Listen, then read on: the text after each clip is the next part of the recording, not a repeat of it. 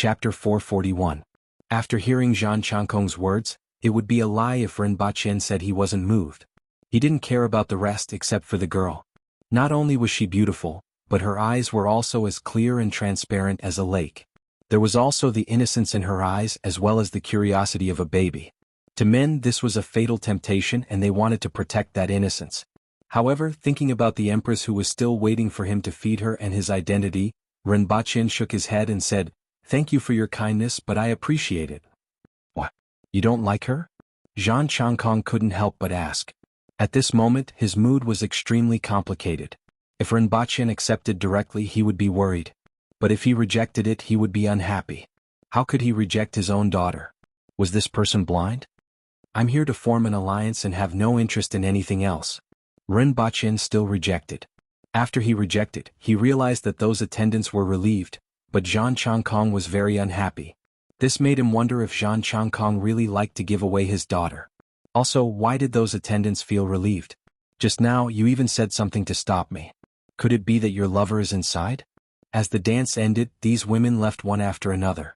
Rinpochen felt a little regretful because those eyes were really unforgettable. At night, when Rinpochen went back to rest, Zhang Changkong and Painting Fairy returned to their room. "Are you really in such a hurry? Aren't you afraid of entrusting her to the wrong person?" Painting Fairy asked after entering the room. Previously she acted as if she didn't hear anything, but now that she was back she immediately spoke. It was obvious that she wasn't calm. "Although you mentioned this before, I didn't expect you to be so anxious. We just met and you don't even know his temperament. You actually want to entrust Xian to him. Time waits for no man. Qi Zixiao has already arrived in Gu City. At this time she isn't in Lan City but is here. It's hard to predict her intentions." Zhang Changkong sighed. "What?" Painting Fairy was shocked when she heard this. Everyone in the entire Tianjing Basin feared and hated that famous woman. "Is this true?" "It can't be wrong," Zhang Changkong said. "Therefore, even if I don't understand this person I can't care too much.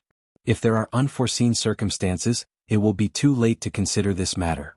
Moreover, Dayo wasn't scary.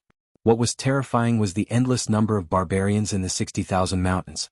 Even if they managed to get out of the valley, he did not know if they would be able to chase the barbarians back and block their counterattack. He did not know how many people would die and how many would survive. What's more, Kaisian is too pure. If something happens to us, I'm afraid that she will suffer a lot in the future. Since that was the case, he might as well find a backer. "We don't have that much time and opportunity to slowly choose," Zhang Changkong said after a pause. Under normal circumstances, his daughter's looks would naturally be the target of countless pursuers. But in times of chaos, it became her disaster. In addition, she was innocent and ignorant of worldly affairs. Whether or not she could protect herself in this chaotic world was truly worrying. Rather than that, it was better to find a backer. No matter how bad it was, it wouldn't be that bad. After listening to Zhang Changkong's words, a complicated expression appeared on Painting Fairy's face. Although she was reluctant, she didn't speak anymore. "What now?" "Tomorrow the mansion will send someone to send him to Heavenly Cloud Mountain and have Kai Xian go with him. With Kai Xian's talent, looks and temperament, no man will not be tempted after interacting with her for a few days," Zhang Changkong said with a complicated expression. After a long time, Painting Fairy sighed, got up and left the room. The next morning Rinpochen woke Lin Xiaola up after washing his face. In order to keep her awake he played a little game with her. He threw the candy to the left, and Lin Xiaola appeared in the air like a gust of wind. Then Rinpochen took out another candy and threw it to the right. After catching 5 or 6 candies, Lin Xiaola couldn't help but say faintly, "Why do I feel that something isn't right?" "You eat and sleep every day. You will get fat and your body will rust. You need to exercise." Rinpochen threw a candy behind him, and Lin Xiaola immediately disappeared from his sight. Cough cough. Ling Ziquan, who had been standing in front of the courtyard for a long time, didn't know how to react. Finally he coughed. "Mr. Yi, please have breakfast." Following Ling Ziquan's words, a few maids brought their breakfast to the courtyard. "If there's anything you don't like, just tell me." "When do we set off?" Rinpochen asked. "We can set off after breakfast." After breakfast, Rinpochen packed up his things and waited for someone to call them. After about 2 hours, Rinpochen was a little impatient when Ling Ziquan finally arrived. "Mr. Yi, everything has been arranged. Please follow me." As Ling Ziquan walked out, they realized that they were on the way to the mountain gate. When they were near the gate, they saw a large group of people in the distance. Mr. Yi, I have already arranged for someone to bring you there. There will be someone to take care of things along the way so you don't have to worry. Zhang Changkong turned around and cupped his hands when he saw Ren Baqian. Thank you. Ren Baqian cupped his hands. Then the crowd split into two. In front of them were 6 horses and a rather gorgeous carriage, as well as the ox cart that Ren Baqian came with. Mr. Yi, let's cut to the chase. We will meet again in the future. Let's drink and chat merrily when we meet again. Zhang Changkong cupped his hands. Let's meet again. Ren Baqian cupped his hands, thinking that when they met again, they would probably want to swallow him alive. Since that was the case, it was better not to meet again. At least after staying at the Golden Ring sect for a night, he didn't have a bad impression of this place. Unfortunately, they were on different sides and were destined to be enemies. There was nothing much to say. Let's meet again. Everyone cupped their hands. Ren Baqian looked at the 2 carriages in front of him. Seeing that no one wanted him to get on the carriage, he got on his own ox cart. Then 8 people came out from the crowd and got on their horses. 2 of them were responsible for driving the carriage. One of them was the elder in charge of external affairs, Ling Ziquan. As for the 2 people from the 9-Blade sect, he didn't see them. Mr. Yi, just let me know if anything happens along the way. Ling Ziquan smiled at Ren Baqian as he sat on the horse. His smile was complicated. Ren Baqian nodded, turned his head, nodded at Zhang Changkong and the rest, and entered the ox cart. When the ox cart started its journey, Ren Baqian began to ponder about the carriage behind. When he first saw it, he thought it was prepared for the 2 of them. He didn't expect it to be completely different, which made him feel a little strange. Could it be that there was something on this carriage? Ren Baqian's mind raced. Could it be that the dancers from yesterday were on it? He didn't know if that woman was among them. However, even if there was, he wouldn't dare to accept them. If he did, the Empress would skin him and hang him on the city wall to dry him like bacon. He was very clear about the Empress's temperament. If he went to a brothel to drink in Lan City, as long as he didn't go overboard, the Empress might turn a blind eye. Moreover, there was Tong Xinye, the old bastard, to take the blame for him. The Empress seemed to be more interested in beating him up. However, if he wanted to keep a mistress in his golden house, Ren Baqian thought for a while and didn't think too much about it. At most, he would ask Ling Ziquan to bring her back when they reached the destination. Whoever wanted her could have her, but he didn't dare to. They traveled all the way until noon when everyone stopped to take a break. Ren Baqian had been paying attention to the movements of the carriage. Sure enough, when the carriage stopped, a hand reached out to the side and pulled open the curtain. A girl's face appeared from behind the curtain. It's really her, Ren Baqian thought. It was the girl from last night, whose eyes were as clear as the bottom of a lake and who gave people the feeling that she was ignorant of worldly affairs. At this moment, she was wearing a light green dress and had her hair combed into a young girl's bun. Compared to yesterday, she looked more lively. Mr. Yi, father asked me to send you to Mount Tianyun. That girl imitated others and cupped her hands at Ren Baqian. Following which, she grinned innocently. Your father? Is he? Ren Baqian immediately caught this word. 3rd Mississippi, Ling Ziquan nodded at the girl and said to Ren Baqian, she is the youngest daughter of the chief. This time she will accompany me to send Mr. Yi to Mount Tianyun. Ren Baqian looked at that girl and couldn't wrap his head around it. Yesterday Zhang Changkong almost gave those dancers to him, right? Didn't that include her? Or did he misunderstand something? He must have misunderstood something. Yesterday she shouldn't have been included. It was just the others. However, that didn't make much sense. The other girls from last night could only be said to be good-looking, nothing more. For Ren Baqian, who was used to seeing the Empress and Li Yuanzhu, they weren't attractive at all. Compared to the flat-chested girl Lin Xiaola, she was a little inferior. He really didn't expect that the chief of the Golden Ring residence would actually let his own daughter dance.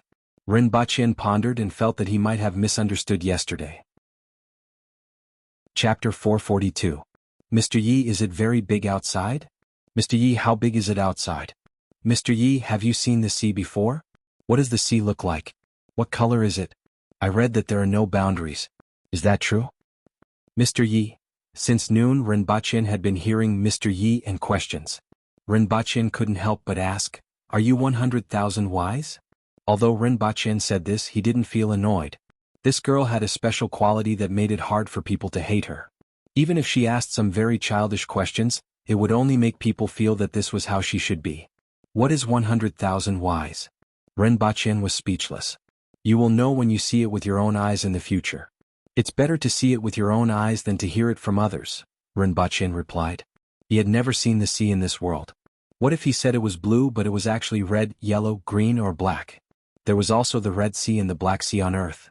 Although he had never been there and didn't know if they were really red or black, at least some parts of the Yellow Sea were indeed yellow, mainly because there was too much sand in the water and the seawater was turbid. I don't know when I can go out and take a look. Speaking of going out, Zhang Kaixian was a little distracted. She hadn't even gone far before, and the furthest she went was when she went to Mount Tianyun with her father. As for Tianjing Basin, she knew from a very young age that she couldn't go out because it was full of ferocious barbarians. Her father and the uncles in the residence all hated the barbarians. She was imperceptibly influenced from a young age, so she didn't hate the barbarians. She just wanted to go out and take a look. She heard that the outside world was very big and beautiful, even more beautiful than the Golden Ring residence. Zhang Kaixian was in a daze for a moment. Rinpoche looked at the side of her face before shifting his gaze elsewhere. Zhang Kaixian had the characteristics of immigrants from the Hao Nation. Her forehead was very wide, her facial features weren't very exquisite, and her mouth was a little big. However, her facial features were just right on her face, giving people a breathtaking feeling. No matter who saw her, their first reaction would be that she was beautiful. Rinpoche didn't mind admiring her beauty, but he didn't want to get too close to her. Mr. Yi, is the Yun Nation very big? I heard them say that it's very prosperous, even more prosperous than Jiasai City? Zhang Kaixian only stayed quiet for a while before turning her attention to a new problem.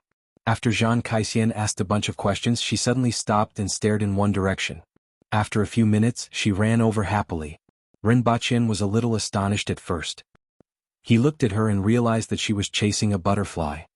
A journey that would normally take 8 to 9 days had taken Rinpoche and his group 12 days. On 2 of those days, Rinpoche returned to Earth, and there were other times when Zhang Kaixian chased butterflies and other insects far away. Even though Rinpoche tried his best to avoid it, he still became familiar with the girl named Zhang Kaixian after 12 days. After all, she was the kind of girl that was hard to guard against and hated. Even if they knew that they were enemies, they would gradually accept her. Even Lin Xiaola was very familiar with her. However, being familiar didn't mean that their relationship was good. On the contrary, there was a reason why their relationship wasn't so good. It happened on a sunny afternoon. When the flower fades, the green apricot grows small. When swallows fly, green water and people circle. The willows on the branches bloom less and less. There are plenty of fish in the sea. A swing on the wall and a path on the other side. Passers-by outside the wall, while the beauty on the wall laughs. The laughter gradually subsides and the sound gradually dies down. Amorous feelings are annoyed by heartless feelings. Rinpoche pulled open the curtain of the carriage and looked inside. He saw Zhang Kaixian poking her head out to look at the road on both sides. She was singing a song with a happy expression on her face. Zhang Kaixian's face was filled with joy. In fact, she was always happy. These days, Rinpoche saw happiness, cheerfulness and vitality in her every day. It was as if the word worry didn't exist for her. The people who were traveling with her looked at her with doting eyes. Her cheerfulness also infected the others, and even the journey wasn't so boring. Let's take a break, Rinpoche said to the driver as he stretched. After a while, the entire group stopped by the roadside. Next to them was a stretch of farmland. There were farmers doing farm work, and there were also children running on the small paths between the fields. The group stopped and everyone dismounted from their horses to stretch their muscles. Mr. Yi, what kind of clothes do people wear in the Yin Nation? Is it the kind you wear? Zhang Kaixian jumped off the carriage, ran to Rinpoche's side and continued to ask questions. However, after a few minutes, she saw a butterfly in the distance and ran over happily. Rinpoche felt that she probably knew martial arts, which could be seen from the way she got off the carriage. However, when she chased after the butterfly, she acted like an ordinary person. She didn't reveal any martial arts and her movements were a little clumsy. After a while, Zhang Kaixian ran back from a distance with a big blue butterfly in her hands. She was very careful, afraid that she would damage the butterfly. Every time she got off the carriage, she couldn't help but catch the butterfly when she saw it. However, when she left, she would release the butterfly. Look, it's so beautiful. Zhang Kaixian ran to Rinpoche's side and held the butterfly with both hands for him to take a look. Very beautiful, Rinpoche echoed. Zhang Kaixian ran to Lin Xiaola's side and said, Sister Lin, look. Oh, it's so beautiful. A gust of wind blew, and Zhang Kaixian's hands became empty. Oh, it's not very delicious. Lin Xiaola smacked her lips and said with some regret. Zhang Kaixian was stunned. She opened her mouth wide and couldn't say a word for a long time. After a while, she realized that her butterfly had been swallowed by Lin Xiaola and quickly ran back to the carriage. Did you do it on purpose? Ren Baqin watched her run back to the carriage before walking to Lin Xiaola's side and asking casually. What on purpose? I really want to eat it but it doesn't taste good, Lin Xiaola said lazily. Ren Baqin didn't say anything else. However, when Zhang Kaixian got off the carriage at night, her eyes were a little red. It seemed like she had been crying in the afternoon. He wasn't sure if she was crying about the tragic fate of the butterfly or crying about her baby being eaten by Lin Xiaola. This was also the first time Ren Baqin saw her look unhappy. The next day Zhang Kaixian was full of energy again. However, she didn't go near Lin Xiaola anymore after catching the butterfly. When she released the butterfly, she would first check if Lin Xiaola had returned to the carriage and acted as if she was guarding against thieves. After 11 days of travel, Mount Tianyun was already in sight. How much longer? Ren Baqin lifted the curtain and asked as he looked at the mountain in the distance. Mr. Yi, we will arrive in 1 day. In Gu City, the Empress looked at the empty candy tree and was in a daze for a long time. Without the colorful candies, this was just a withered tree. After Ren Baqin left, she would be alone. Your Majesty? What do you want to eat for dinner? Hong Wan asked from behind the Empress. Your Majesty? Hong Wan called out softly again. What? The Empress came back to her senses. What do you want to eat for dinner? Up to you, the Empress replied faintly. After dinner, the Empress suddenly said, Get ready. I want to go to Tianjing Basin tomorrow to take a look. I still don't know what kind of life the remnant citizens of the Hao Nation are living under my rule and why they are always restless. Yes. I will inform Protector General Shi to make arrangements. There's no need to inform him, the Empress stopped her. I want to go and take a look myself and don't want to listen to his nonsense. Your Majesty. Qing Yuan and Hong Wan were shocked. Following which they asked, Your Majesty, I will inform Deputy Commander Xiong. Chapter 443. 1 day later, without Shi Wanya knowing, the Empress brought Qing Yuan and Hong Wan to Longzhou City. With the Empress's skills, she naturally wouldn't be discovered if she wanted to avoid other people. It is said that this is a dragon vein that runs through the entire Tianjing Basin. The mouth of the dragon faces north, so it is said that Tianjing Basin can conquer the world, the Empress said as she looked at Longzhou City, which was not far away. Of course she didn't believe in such things. Conquer the world? Who dares to touch my world? A group of people who were locked up here were still delusional. The Empress was still dressed in red, and Qing Yuan and Hong Wan were dressed in green. The three of them standing on the road were extremely eye-catching. Qing Yuan and Hong Wan carried a small bag on their backs that contained many important things such as the Empress's erguotu. There was also a change of clothes. The three of them arrived at the city gate and saw a long queue in front of them. Go and ask what's going on, the Empress said. Qing Yuan went forward for a while and returned. Your Mistress, what is the entrance fee? The Empress frowned. Tianjing Basin was under her rule, so why didn't she know about the entrance fee? After thinking for a while, she didn't think too much about it. This would naturally be rectified in the future. Did you bring money? Qing Yuan, Hong Wan, the two of them were at a loss. They had prepared a lot of things before coming, but they only thought about what the Empress needed. They were afraid that the Empress wouldn't like the food, so they packed some spices and forgot about the most important thing, money. After all, there was no place in the palace where money was needed. Money was something that was too distant for them. Here. Mistress, please forgive us. We forgot about the money. Shall we go back first? We will come back tomorrow after we withdraw the money, the two of them whispered nervously. The Empress raised her eyebrows. She never thought about these things when she went out with Ren Baqin. If she didn't see the entrance fee at the city gate, she wouldn't even remember to use money. What would Ren Baqin do if he encountered such a situation? The Empress recalled Ren Baqin's style and then relaxed her frown. Forget it, let's use another method. What method? Let's think of a way to enter the city first, then find a rich man and rob him. The Empress believed that if Ren Baqin was here, he would definitely use this method. Both of them were stunned. Young miss, Her Majesty is going to rob money? If others knew about this, the two of them would definitely be cursed to death. That's settled then. Let's go to another place to enter the city. The Empress gestured for the two of them to pass through the fields near the city and find a remote place. Carrying one of them in each hand, they crossed a few hundred meters in a few seconds, crossed the city wall, and landed in the city. The Empress moved so quickly that the patrolling soldiers on the city wall didn't notice her at all. The three of them entered the city, passed through the alleys and blended into the crowd. They looked around with great interest. Everything was new to them. The Empress was still fine, but Qing Yuan and Hong Yuan were elated. Their attention had long been attracted by their surroundings, and they had completely forgotten that Her Majesty was preparing to rob them. However, even among the crowd, the three of them were extremely eye-catching. On one hand, it was because of their appearances, especially the Empress. On the other hand, it was because of their attire, especially the Empress. The Empress's bright red attire, coupled with her appearance, made it impossible for people not to notice her. The three of them were looking around and the people around them were looking at them. The Empress quickly discovered this situation, but she didn't care. She didn't need to care about other people's opinions. In fact, there were many men who wanted to strike up a conversation. There were many merchants in Longzhou City, and there were also many rich people. Naturally, there were many people who had a stomach full of thoughts.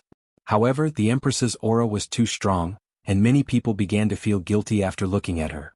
As a result, the three of them actually didn't encounter any trouble. "Young miss, the men are also wearing skirts. Young miss, look, that's a bone grinder. There are even bone knives there. I have never seen such a thing before." Qing Yuan and Hong Yuan were both excited. The Empress looked around while thinking about how to find Rinpoche. That guy shouldn't be in Longzhou City now, right? She didn't know where he had gone. The Empress felt that it was very important to find Rinpoche. Otherwise, there would only be two idiots by her side who knew nothing. With that guy around, at least she wouldn't have to think about robbing people. However, Tianjin Basin wasn't big, but it wasn't small either. There were more than 10 million people here, and it was really too difficult to find someone without a clue. The three of them walked around the city for half a day. After the initial novelty had passed, Qing Yuan and Hong Yuan finally quietened down.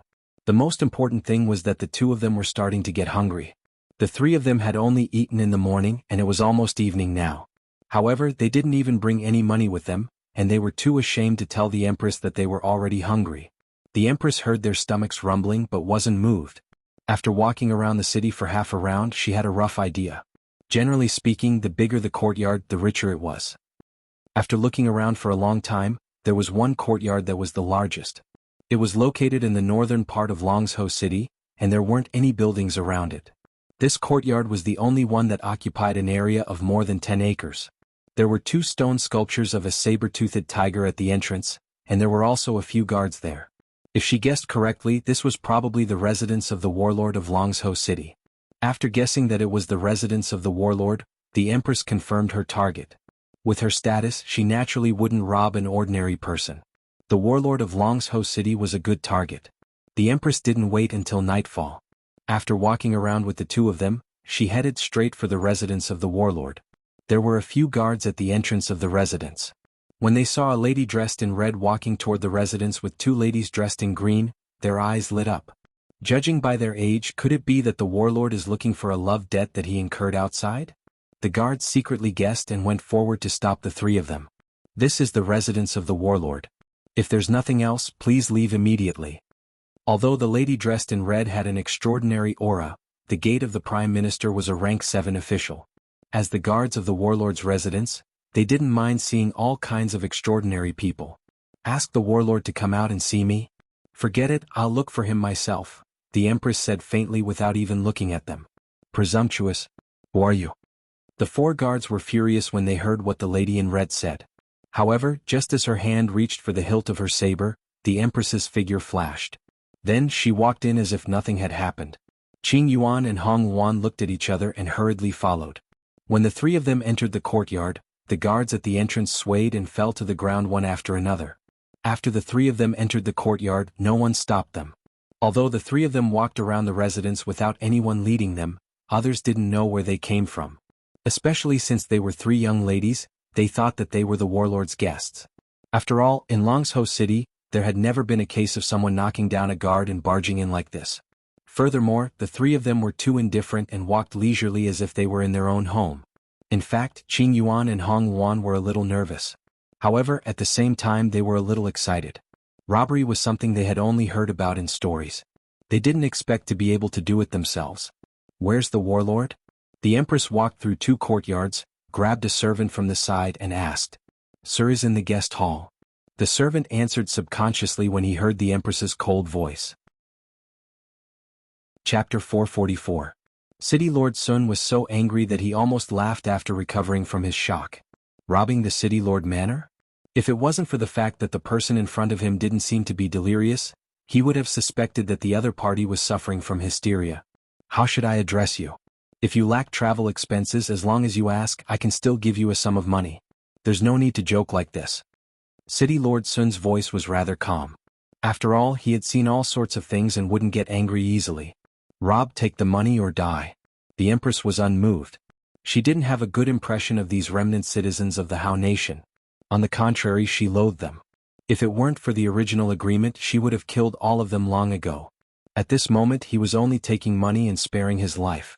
This was already a great gift from him. Hearing this, City Lord Sun's expression immediately turned ugly. He had already spoken politely. Could it be that the other party thought that he, the City Lord of Longzhou City, was easy to bully? Where did this madman come from to spout nonsense here? Before Lord Sun could speak, the person next to him couldn't stand it. The Empress's body swayed. Pa! The person who spoke immediately spurted out blood from his 7 orifices and collapsed to the ground.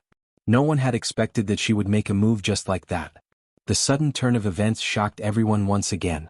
One by one, they stood up from their chairs in anger and wanted to pull out their weapons. Spirit wheel experts. Everyone stop. However, Warlord Sun instantly realized the other party's strength. The other party's speed was so fast that he couldn't react in time. There was no other possibility that the other party was a spirit wheel expert. As soon as he said that, everyone felt as if they had been hit by a paralysis spell. Beads of sweat flowed down their foreheads. How could it be a spirit wheel expert? Was this woman a spirit wheel expert? Senior? City Lord Sun rose to his feet and said hoarsely, I don't know what Senior wants, but I'll do my best. At the end of the day, he still didn't quite believe that a spirit wheel expert would rob him. What was the status of a spirit wheel expert? In the entire Tianjin Basin with a population of more than 10 million, there were only 13 famous spirit wheel experts. This was because the lifespan of a spirit wheel expert far exceeded that of an ordinary person. A spirit wheel expert would be treated like an ancestor no matter where he went. Why was there a need to commit robbery? Goldie. The Empress didn't know what Ren Baqian was thinking. Her goal was very clear. You send someone to move all the gold from the vault here. City Lord Sun didn't expect that the other party would really only want money. However, he reacted quickly and immediately said to the servant who was paralyzed on the side. Ever since the Empress came in and said the first sentence, the servant was paralyzed. At this moment, upon hearing the order, he hurriedly got up and ran outside. The Empress wasn't afraid that they would play any tricks. It was just a matter of giving them another slap. These people wouldn't be able to create any trouble in front of her. Senior, please wait a moment. City Lord Sun cupped his hands. The Empress ignored him and the room became quiet. Everyone kept quiet out of fear and didn't dare to say a word for fear of angering the lady in front of them. It was obvious that this person was not a good-tempered person. City Lord, someone has broken into the mansion. Castellan Sun looked at the guard who rushed in to report the news and expressionlessly waved his hand to chase him away. Let's go. Inform everyone to do what they are supposed to do. The intruder is a senior. Everyone waited for the time it took for an incense stick to burn before heavy footsteps could be heard from outside. A few people carried 4 boxes into the living room and placed them on the floor. City Lord Sun took a few steps forward and opened the boxes. 3 of the boxes were filled with gold ingots, and the last box was filled with all kinds of gold and silver ornaments. Senior, they are all here. Then he obediently stood to one side and said, Senior, they are all here. The Empress tilted her head, and Qing Yuan and Hong Yuan immediately went forward to open the bag. They picked up some gold ingots from the box and placed them inside. Then they looked at the gold ornaments. The ornaments were exquisitely made, and some were even inlaid with gems. Compared to the gold ingots, they were even more tempting. One of them packed a lot of ornaments until the bag was bulging. Only then did he stop. The Empress took a deep look at City Lord Sun. If this person's answer had been slightly off, she would have killed him with a slap. She didn't expect this person to be so quick-witted and let him escape with his life. This look made City Lord Sun break out in a cold sweat, but he still didn't dare to move. The Empress didn't say a word, turned around and went out. Qing Yuan and Hong Yuan hurriedly followed her, and their backpacks jingled as they walked. Phew. After the Empress left the courtyard, everyone heaved a sigh of relief and slumped into their chairs. This person is dressed in red and she looks so young. Could she be One of them was halfway through his sentence when everyone's expression changed drastically, and they hurriedly covered his mouth. "Even if you want to die, don't drag us down with you," someone beside him scolded in a low voice. With this kind of appearance, this age, and this kind of dressing, not only had he guessed her identity but everyone else had also guessed it. However, no one dared to say it. If they said it and that person heard it, they were afraid that no one here would be able to survive. That person shouldn't be here at all. If the news of her appearance were to spread, it would definitely cause a huge uproar. The entire Tianjin basin would move upon hearing the news. Even though everyone didn't know why, that person had indeed appeared here. Furthermore, she was most likely the person that everyone was thinking of. A storm is about to arise. More than one person had this thought. After a while, everyone was finally relieved when they saw that that person didn't return. Warlord Sun, goodbye. The man who was previously addressed as Mr. Fong stood up and said. He had to bring this news back immediately. Warlord Sun didn't intend to keep him. He was still in a daze. Why did Qi Zixiao come here? Don't be fooled by the fact that they were pondering about how to mobilize their troops every day. When faced with Qi Zixiao, no one would not be afraid. After leaving the warlord's residence, Qin Yuan and Hong Wan asked, "Miss, where are we going now?" Their bellies were already deflated. "Let's eat," the empress said faintly. The two of them looked at each other with joy in their eyes. After finding a restaurant, the three of them sat in a side room. The two of them then opened their backpacks and piled the gold jewelry on the table. "Miss, look, this bracelet is inlaid with 9 rubies. It's the most suitable for you.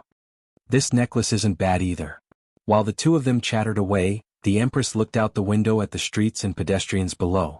After the three of them had their meal, they casually found an inn to stay in. After arranging a room for Qi Zixiao, the innkeeper stood behind the counter and looked in the direction of the three of them. Her body trembled slightly. If someone were to see her at this moment, they would definitely be shocked by her expression. Her eyes were glowing, and the corners of her mouth were raised to an angle that was difficult for ordinary people to reach. "She's too perfect. I have never seen such a beautiful person. I really want to skin her and make her into a doll to keep. I'm so excited. The thought of collecting such a beautiful doll makes me unable to control myself. My saliva is about to flow out."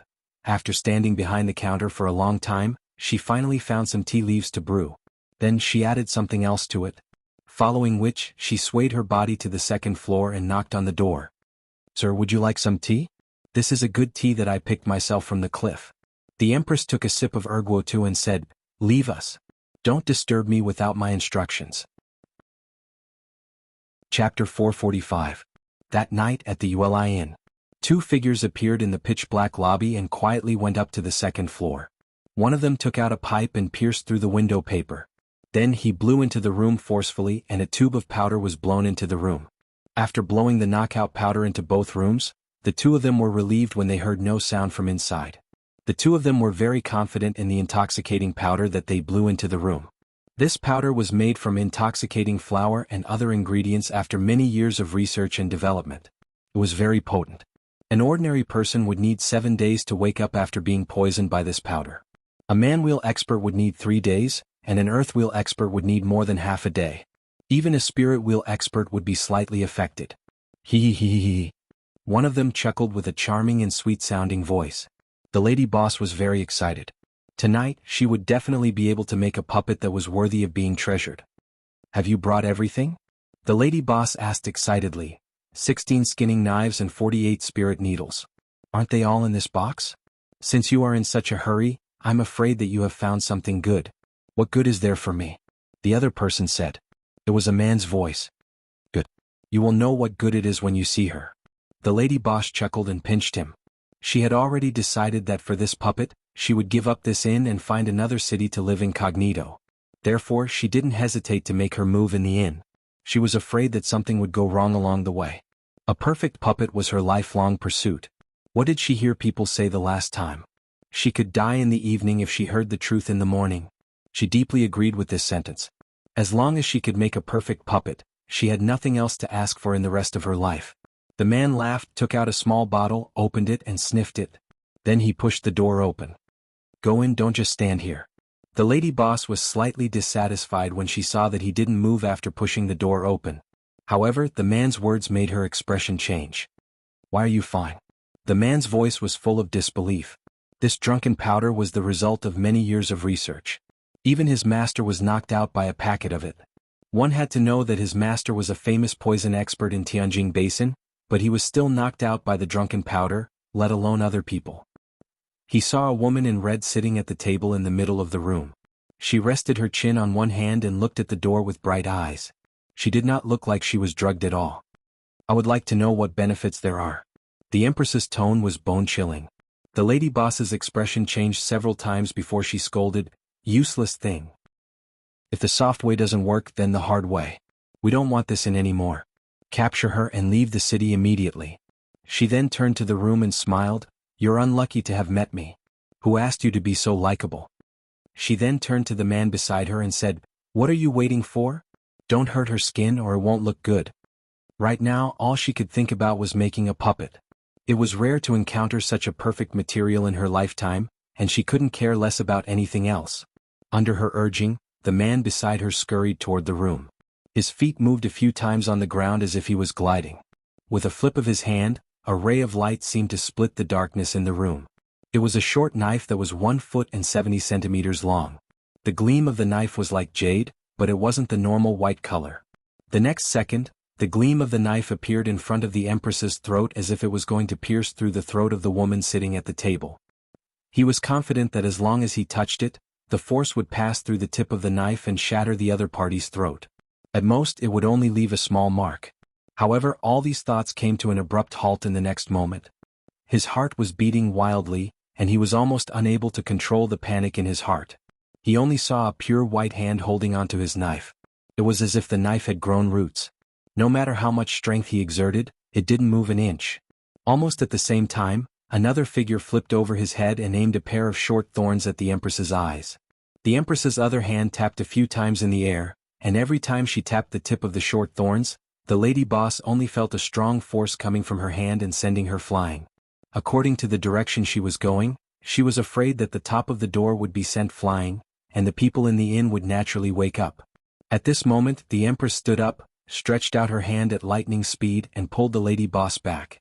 She tapped one of their heads with her finger, and immediately, blood spurted out of their orifices and fell to the ground.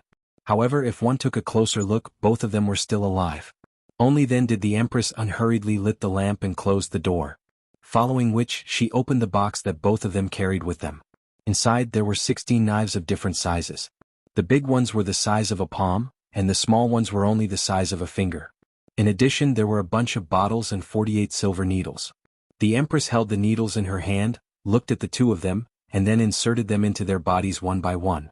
As an Empress, the most important thing to do was to be fair. There couldn't be one more person and there couldn't be one less person. Normally these words were useless, but at times like this they had to be used. After all 48 needles were inserted into the heads of the two of them, the Empress sized up the 16 knives of different sizes. Although they didn't speak directly, she clearly understood what the two of them said just now. The moment she heard about the skinning knife and the spirit needles, she knew what they meant. At this moment she naturally wouldn't be lenient. Although the two of them were already half a step away from death, these things still had to be used on them. The Empress carefully arranged the 16 knives, and then divided them into two parts of different sizes. When she felt that the two parts of the knives were about the same size, she inserted the knives into the bodies of the two of them. After doing all this, the Empress was in a much better mood. They really didn't know what was good for them to do with her. The last person who dared to do anything to her. Thinking about it carefully, she really hadn't met anyone who dared to do anything to her. Especially when it was such a disgusting and infuriating idea. If it wasn't for the inconvenience of being outside, she would have hung the two of them to dry. After torturing the two of them, the Empress rummaged through the bottles and jars on their bodies. She didn't know what the two of them had blown into the room just now, but Qing Yuan and Hong Yuan, who were next door, should have been poisoned as well. After sniffing the bottles one by one, the Empress felt a headache coming on. She didn't understand these things at all. At first, she didn't expect the two of them to have so many bottles and jars on their bodies. There were more than 10 bottles in the box, and there were still 7 or 8 bottles on their bodies. She didn't know which were the antidotes and which were the poison. Seeing that the two of them were still breathing, the Empress poured some of the 2 bottles into their mouths. The woman's face began to turn green, then purple, and finally, blisters began to appear all over her body. Her body also began to swell, and after a short while, yellow liquid began to flow out of her body. In a short period of time she became a thin piece of human skin, and everything inside her body turned into pus. On the other hand, the body of the other person became brightly colored. Streaks of blood appeared on the surface of her body, and then exploded. Finally, all that was left was a lump of flesh. After throwing the 2 bottles to one side, the Empress turned around and went out of the inn. She knocked out the waiter and the chef and then brought them to another empty room. Only then did she bring the bottles and jars over for the 2 of them to test the antidote. The room just now was filled with the stench of blood and stench, and it was already unbearable to stay in. After tossing and turning for 2 hours, the Empress finally found the antidote. Chapter 446. The Empress gave the 2 of them the antidote and left the inn the next morning as if nothing had happened. However, Qing Yuan and Hong Yuan were puzzled as to why the Empress had woken up so early and was actually waiting for them outside. Also, where were the inn owner and the child? The 2 of them had a headache as if they had been drunk. After the 3 of them left, the unforeseen event in the inn was quickly discovered, and the warlord's men surrounded the inn. However, the scene was a mess and Warlord Sun began to doubt whether it was Qi Zixiao. After all, with her status, how could she do such a thing? However, an old man from the magistrate's office quickly cleared his doubts. From the boxes and medicine bottles scattered everywhere, as well as the waiter, cook, and the poultry and livestock in the backyard, it was obvious that the other party was testing medicine. In addition, the traces left in the 2 rooms were similar to the smell in one of the medicine bottles. After testing the effect of the medicine, the whole process came to light. Even Warlord Sun couldn't help but say, "Sins committed by heaven can be forgiven, but sins committed by oneself can't be avoided." However, despite saying this, Warlord Sun no longer doubted the identity of that person. Both Yu Dao and Feng Er were at the earth wheel level, yet they died so easily here. The other party was indeed a spirit wheel expert as he thought. In that case, it had to be the person he was thinking about. At the thought of this, Warlord Sun wanted to praise himself for being smart and quick-witted. If not for his quick thinking, the warlord residence would probably be gone by now. He would go back and marry a concubine to calm himself down. Although he thought this way, he knew that a big change was coming. Tianyun Mountain stretched for hundreds of kilometers, and there were many rare treasures on the mountain. The highest peak of the mountain pierced through the clouds as if it was connecting heaven and earth. Therefore, it was called Tianyun Mountain and was also the highest mountain in Tianjing Basin. Rinpoche already knew that there was an alliance in Tianjing Basin, but he only heard about it later. However, some things were only heard later. This alliance was called the Hidden Alliance, and it had only been formed in the past 20 years. The one who organized this alliance wasn't one person but a group of people. A group of people who had rebelled against the Hao Nation and were defeated by the Aboriginals. They had no choice but to sign an agreement and be chased into Tianjing Basin. Initially, those people rebelled against the Hao Nation for the sake of their ideals or power, but they ended up in such a state. Some of them refused to give up after entering the valley and formed the 3 major factions of Tianjing Basin. A portion of them had no interest in fighting for power with them. Instead, they formed their own sects, wanting to pass down all their knowledge so that one day they could go out. There were also some who were completely disheartened and lived in seclusion. Many years later, a few of them ran around and gathered all the experts who lived in seclusion, forming the first secret alliance. At that time, Tianjing Basin was also in a state of chaos. Various factions attacked each other and wanted to annex the other factions to form an independent faction. They wanted to unify all the people in Tianjing Basin before fighting the Aboriginals. During that period of time, the people in Tianjing Basin had no way of making a living. After that, the secret alliance roped in the various sects and negotiated with the 3 major forces. That was how the current situation came about. However, although the 3 great forces seemed to have stopped fighting on the surface, in reality, they were still playing dirty tricks. After all, during that period of war, the 3 sides had also formed many personal grudges. However, there was still a sense of righteousness. In the face of righteousness, all parties tried their best to restrain themselves. At most, there would only be some small disputes, but there wouldn't be any large-scale wars. Currently, the secret alliance was nominally united with the 3 major forces and various sects to form an even larger alliance. They gathered their strength in Tianjing Basin and prepared for a future war. After understanding the history of the secret alliance, Rinpoche couldn't help but admire them. He didn't admire the secret alliance but Shi Wanya. Such a large organization was created right under his nose, and he actually didn't know much about it. He could be considered a talent whose brain was full of muscles. If he didn't make this trip, he reckoned that this group of people could really stir up some trouble. After all, Tianjin Basin had been accumulating for so many years, and there were many practitioners. There were tens of thousands of man-wheel experts, hundreds of earth-wheel experts, more than 10 spirit-wheel experts, and hundreds of thousands of soldiers. If there were so many ants, they could even bite an elephant to death. If Tianjin Basin were to really become chaotic, Dao would probably have to suffer a lot. In particular, the northeast was at war with the Yun nation. In the north, Great Xia was still unwilling to give up. In the southeast, there was the Qin nation, which no one knew what they were planning. With all these factors added up, Dao was really doomed. When that time came, he would have to go to the 60,000 mountains with the empress to farm and hunt, and his son would run around the village naked. Thinking about that kind of life, Rinpoche felt that it was better for them to die than for him. Unlike at the Golden Ring residence, when everyone arrived at the foot of the mountain, someone went up to report and soon came down to bring everyone up the mountain. They followed a small path, shuttled through the forest for a while, and finally passed through a kernel. What appeared in front of Rinpoche was a farmland and a village. It was the most ordinary kind of village in the mountains. There were hundreds of sparsely scattered houses in the village, and there were crooked fences made of wood outside the houses. Some of the courtyards even had bundles of firewood. If he didn't know his destination, Rinpoche would really find it hard to believe that this was where the secret alliance was located. Weren't they all so-called experts? At the very least, they should be more outstanding, right? For example, like Huang Yaoshe, who planted peach blossoms and played the flute when he had nothing to do. However, looking at this old lady who carried 2 tall firewood into the village, she was too down to earth. Are you surprised? I was also surprised when I came here for the first time. Zhang Kaixian bounced to Rinpoche's side and looked up. Very surprised, Rinpoche answered truthfully. However, the grandparents here are very nice people. Zhang Kaixian grinned at Rinpoche, bounced to the front and said, Grandma Hu, I'm here to see you. Girl, you're here again? The old lady looked to be in her 80s or 90s. She was carrying 2 tall firewood, but her movements weren't slow at all. She turned her head and smiled when she saw Zhang Kaixian running over. Do you need help? I can help you carry a small bundle. Zhang Kaixian deliberately stretched out a finger and gestured, indicating that it was a small bundle. Girl, you are still so considerate. My waist really can't carry it anymore.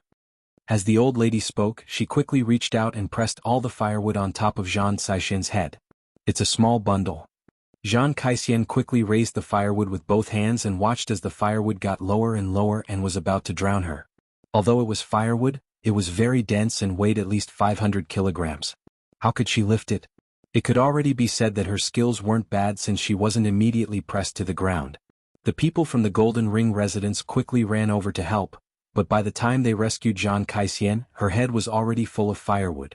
Rinpoche didn't say anything and slowly followed behind everyone toward the village with Lin Xiaola.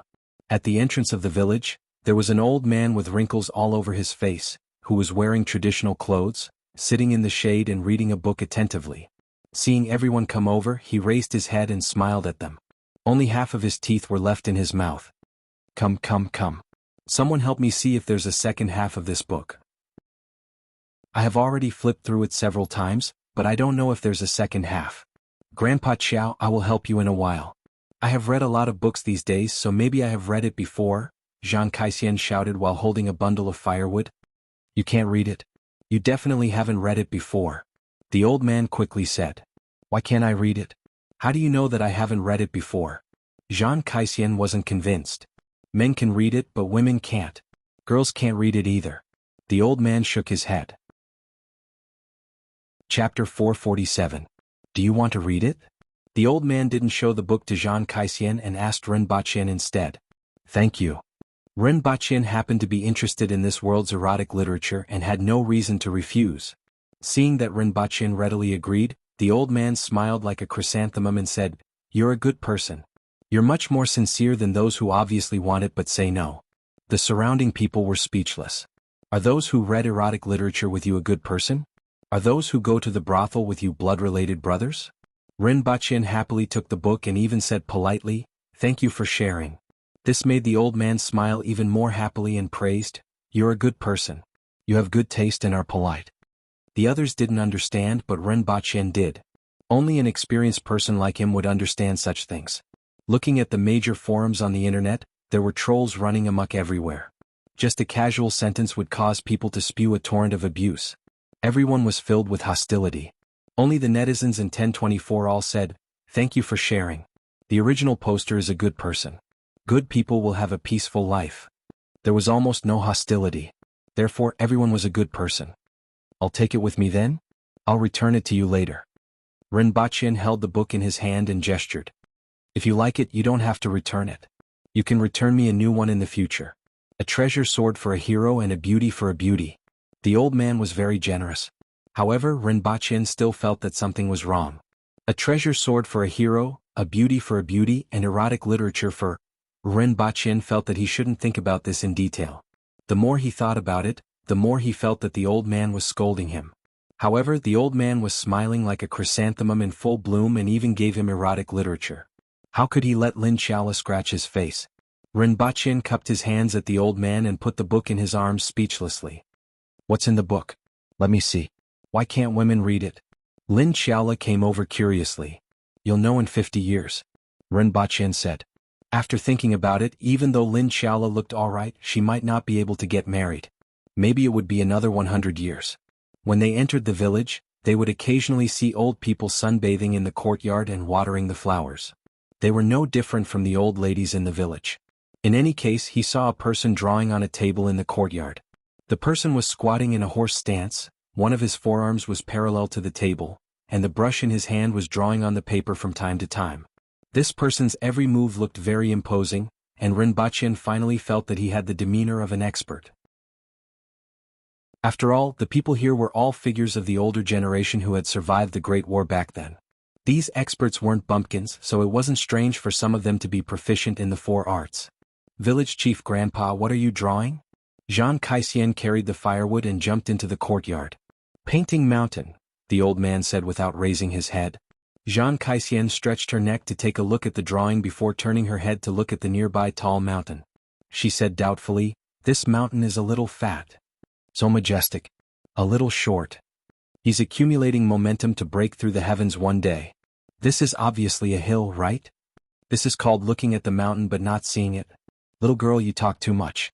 The old man flew into a rage out of humiliation. Even though Rinpoche didn't see what the old man was drawing, he understood that this person wasn't an ordinary person to be able to draw a mountain that pierced the sky like a hill. Rinpoche felt that this person had the demeanor for nothing, but it turned out that he was a soul painter. As he thought about it, he added, soul painter. The old man had sharp ears and his eyes lit up when he heard this. He laughed and said, this little fellow knows what's good and bad. The most important thing in painting is the soul, the intent, and not the form. Come, little fellow. My painting can only be seen by people with good eyesight. This old man is a spirit wheel expert, just a little weaker than me, Lin Shaola added at the right time. She gestured with one hand pointing to the sky and the other pointing to the ground. Rinpoche felt that what she meant was the difference between heaven and earth. However, what did she mean when she said it was a little weaker and gestured like that? Little girl, you talk big. The old man was so angry that he almost laughed. I won't lower myself to your level today.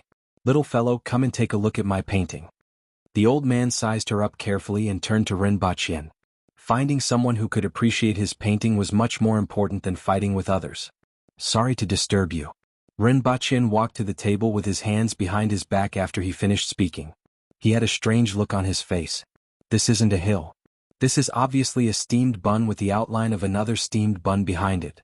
There is also a small stone drawn on the top of the steamed bun. How is it? The old man asked complacently. Looking horizontally into a ridge and vertically into a peak. This poem immediately popped up in Rinpoche's mind. From a certain angle, it wouldn't be an exaggeration to say that it was an undulating mountain range. Good, well said. The old man immediately laughed when he heard this poem. This poem goes well with my painting. It suits the artistic conception. Is there a next line? Different heights, different distances. Not bad, not bad. The old man laughed as he added these 2 lines to the painting. Rinpoche felt that what the ancients said was right. Hooligans weren't scary, but a cultured hooligan. Not only was the person in front of him a cultured hooligan, but he was also a cultured spirit wheel hooligan. The little girl at the side was passively looking at the painting, looking horizontally into a ridge and vertically into a peak. She was still carefully studying the ridges and peaks in this painting. The old man then put the paintbrush aside. Seeing that Jean Caissien was still holding the firewood, he said, Aren't you going to send the firewood to Hu Qinghua? Aren't you tired of holding it? Zhang Kaixian quickly nodded and seriously said to Ren Baqin, "Your poem is really good." She then ran out with the firewood. The old man stretched out his hand and rubbed it twice before looking up at Ren Baqin and asking, "This little fellow is a member of my sect." "Not bad. Not bad. What's your relationship with Yisambwa?" Ren Baqin's mind started to spin after hearing this. This old man knew someone with the surname Yi in the Yin nation? That person was at least 70 years old. If he was still alive, he would probably be an expert. However, he hadn't heard of such a person in Qingfeng City. In that case, there were two possibilities. Either he was an expert from the older generation, or he was the ancestor of the warlord of Qingfeng City and was long dead. Or maybe it was the old man who deceived him. There were often such scenes on TV. If he climbed up the pole and said it was his ancestor, the old man would immediately laugh 3 times and then slap him to death. After thinking for a while, Ren Baqin said, "I have never heard of this person. May I know how you know him?" The old man was silent for a moment before sighing and saying, "Is that so? I thought I had met an old friend. Time flies and things remain the same, but people have changed. Come in and talk." The old man waved his hand and seemed to be in low spirits. Ren Baqin felt that he might be overthinking, but there was no harm in being careful. After all, he was now in the hinterland of the enemy. If he succeeded, it would be easier to pacify Tianjing Basin in the future. If he was seen through, he would probably be hunted down. Chapter 448. The house was very simple and was made of ordinary wood. There was a bed, a wooden cabinet, and the place where the table should be was empty. Ren Baqin guessed that it was the table outside. However, the most eye-catching thing was the head of a lion-like beast with 6 short horns hanging on the wall. The moment Ren Baqin stepped through the door, the head suddenly opened its eyes. At the same time, the aura of a ferocious beast hit him in the face. It was as if the head in front of Ren Baqin was no longer a head, but a ferocious beast that was more than 4 meters long that was about to pounce on him. The ferocity in the eyes of the ferocious beast and the threatening aura made Ren Baqin have no doubt that he would be torn to pieces in the next second. Ren Baqin felt as if his heart was firmly grasped by a big hand, and he subconsciously reached for his gun at the back of his waist. Gulp. A clear and crisp gulp came from the middle of the throat, and it sounded like a clap of thunder in Ren Baqin's head. Ren Baqin suddenly woke up from his hallucination and saw that the eyes of the head on the wall were still open. The eyes were completely black, like a pitch-black whirlpool that could suck in one's soul. Lin Xiaola, who was beside him, was staring at the head on the wall, and her throat was still making gulping sounds. Looking at her hands carefully, he saw that her fingernails had grown by 1 centimeter. The old man carefully looked at Lin Xiaola with some surprise, then a muffled shout came from his chest, "Silence!" He flicked a steel nail from his hand and nailed it to the head of the beast. A roar was transmitted into Ren Baqin's mind. Following which, the head closed its eyes, and Lin Xiaola resentfully quieted down. Her eyes never left the head, and she secretly swallowed a mouthful of saliva. "Senior, this is?" Ren Baqin couldn't help but ask. Although he had seen many things in this world, such as the elongation saber and the chain in his head, and he knew that he didn't know much about this world, the abnormality of this head still shocked him. It seemed as if this head was still alive. "Back then, I met a ferocious beast in the 60,000 mountains with my master. It has been so many years, but it still hasn't settled down." The old man glanced at the head on the wall with a look of reminiscence in his eyes. "It's still alive?" Ren Baqin cried out involuntarily. "How can he be alive like this?" The old man asked with a smile. There was no body, only a head hanging on the wall. No one knew how many years had passed, and no matter how one looked at it, it could not be more dead. However, whether it was the opening of its eyes or the roar, he had just experienced it personally. "What happened just now?" Ren Baqin asked doubtfully. "He's dead but not dead," the old man said lightly. "Can I trade that with you?" Lin Xiaola pointed at the head, her eyes shining. "Oh. What do you want to exchange for it?" The old man laughed. "This one is much more valuable than yours." Lin Xiaola reached into her tube top and took out 3 white rabbit creamy candies that carried her body fragrance. Judging from her expression, she seemed to be in pain. 3 white rabbit creamy fruits was her limit. "What is this?" The old man looked at the thing in Lin Xiaola's hand curiously. He had never seen this thing before. Ren Baqin silently grabbed the 3 white rabbit creamy candies from her hand and placed another 3 in her hand. Although she was a hard-working girl, he felt embarrassed to see her being taken advantage of like this. "My 3 are a little bigger. Give me another one." He didn't expect Lin Xiaola to turn around and raise an objection. Ren Baqin was speechless. He silently took the 3 candies from Lin Xiaola and placed the warm one back into her palm. He couldn't be bothered with her. Creamy candies are delicious. You definitely won't be able to find them anywhere else, Lin Xiaola said confidently to the old man. Forget it. This thing is dead but not dead. It's useless for you to take it. The old man shook his head. Let's have a fight. If I win, give me that. Lin Xiaola saw that the exchange had failed, so she immediately changed to snatching it. However, this was exactly what she wanted and saved 3 white rabbit creamy fruits. What do you want that Jeshua's head for? The old man was a little puzzled. It looks delicious. Lin Xiaola was almost drooling as she looked at the head. Are you ready? I'm going up. Lin Xiaola even reminded him out of goodwill. The old man was speechless. Let's go out. I also want to see what an expert who is just a little more powerful than me looks like. The old man gestured with his hand. It seemed like he hadn't forgotten the difference between heaven and earth that Lin Xiaola had just said. Lin Xiaola's body gracefully leaped and landed in the courtyard.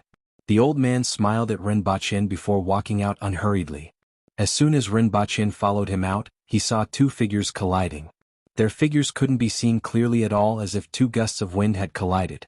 The sound of bodies colliding was constantly heard in the air. As soon as the fight started, more than a dozen figures suddenly jumped out of the village and landed around the courtyard. All of their faces were wrinkled and some of them couldn't even straighten their backs. These were the experts who had survived until now. After sensing that there was a fight here, they ran over to watch the fight. Ah! In less than a minute, a scream was heard. It was from the old man. Ren Baqin was finally relieved that Lin Xiaola didn't suffer a loss. Stop. I don't want to fight anymore. After a while, the old man shouted again. His figure gradually turned from illusory to solid as he stood there. The old man's clothes were tattered, his face was scratched, and he had a complicated look on his face. He wasn't a weakling among the spirit wheel experts and was one of the top experts in Tianjing Basin. Losing to a young girl made him look bad. However, what was worse was the other party's methods. Why was she scratching people? She even scratched people's faces. Didn't she know not to hit people in the face? Originally, even if the old man lost, he would only say that the younger generation would surpass the older generation. At most, he would be shocked, guess the origin of the other party and feel disappointed. He had to admit that he was old. At such a young age, even if she started cultivating in her mother's womb, how could she be so powerful? However, at this moment he didn't have any other thoughts. His mind was filled with, who did this girl learn from? Why was she scratching people? Everyone looked at the situation in the courtyard, looked at Lin Xiaola who was licking her claws, and then looked at the old village chief with ugly expressions. Qingyun's sword, who had dominated the world for many years, was defeated by a little girl just like that? Where was the Qingyun sword who had dominated the world with his sword? Qingyun's sword? Your old bones are about to be buried in the ground. A tall old man with white hair and beard had a complicated look on his face. Finally, he cursed bitterly and leaped more than 30 meters away. After a few steps, he couldn't be seen anymore. Another old man shook his head and sighed. We are old, we are all old. More people turned around and left with complicated looks on their faces. Qingyun's sword was the name of the old village chief back then. It was a name that suppressed many people and was also a symbol of an era. Today he was defeated by a young man, which made everyone feel a little sad and disappointed. The old man opened his mouth for a long time. After a while, he touched his face and said with a gloomy expression, "Can't we not scratch our face?" Ren Baqin was speechless. It seemed like being scratched on the face was more unacceptable to him than being defeated. The old man's lips moved a few times before he sighed faintly and said, "Back then I was also handsome, elegant, and outstanding. It was all because of this face." Chapter 449. 2 hours later, Ren Baqin and Lin Xiaola sat by the fire. Ren Baqin held a stick in his hand and roasted the Jeshua's head over the fire. Lin Xiaola was in charge of drooling, which flowed down her chin, neck, collarbone, and onto the plains. Her eyes were dull and drooling, and she looked exactly like a mentally disabled child. But every time the eyes on the head began to move, she would slap them and return to her previous appearance as a mentally disabled child. The old man sat not far away, and a sense of sorrow rose from the bottom of his heart. This mentally disabled little girl had scratched his face. Beside him was Zhang Kaixian. She sat on the steps with one hand supporting her chin as she looked at the beast's head being roasted over the fire. Why isn't this thing cooked yet? Ren Baqin felt that his hands were sore. He had been roasting it for more than an hour, but there were no signs of it being cooked. If it were that simple, why would I have suppressed it here for decades? You can forget about roasting it in this lifetime. The old man heard Rinpoche's doubts and immediately raised his head, looking like an expert giving advice. What should I do then? Rinpoche asked shamelessly. If it were alive, you wouldn't be able to do anything. However, it died a long time ago and isn't completely dead yet. Just soak it in the juice of the three-way flower for 3 days and start a fire with phoenix wood to roast it, the old man pointed out. How about eating it raw? Rinpoche thought about it and felt that it was too troublesome, so he turned his head and asked Lin Xiaola. Lin Xiaola pursed her lips. On the one hand, she felt that this thing tasted better when it was cooked, but on the other hand, she didn't want to wait too long. She had a strong appetite when she saw this thing. If she had to wait for another day, her saliva would flood the village, let alone 3 days. Village Chief Grandpa, do you have the three-way flower and phoenix wood here? Zhang Kaixian asked the old man. How can you find them here? These things can only be found in the 60,000 mountains. Even in the 60,000 mountains, I'm afraid that you won't be able to find them without 2 to 3 years. Furthermore, you won't be able to chew them raw. Back then, even my master had to expend a lot of effort to kill this thing. The old man shook his head. After hearing this, Lin Xiaola didn't hesitate any longer. She immediately took the Jeshua head out of the fire and began to gnaw on it. It made a crunching sound as if she was gnawing on wood, and Rinpoche felt his teeth ache just from hearing it. Roar! Another furious roar appeared in everyone's mind. It was as if Jeshua's head was letting out an unwilling roar. Lin Xiaola gave it a backhand slap and continued to chew. With a smile on his face, the old man calmly looked at Lin Xiaola gnawing on the fruit, as if he could already foresee the result of her failure.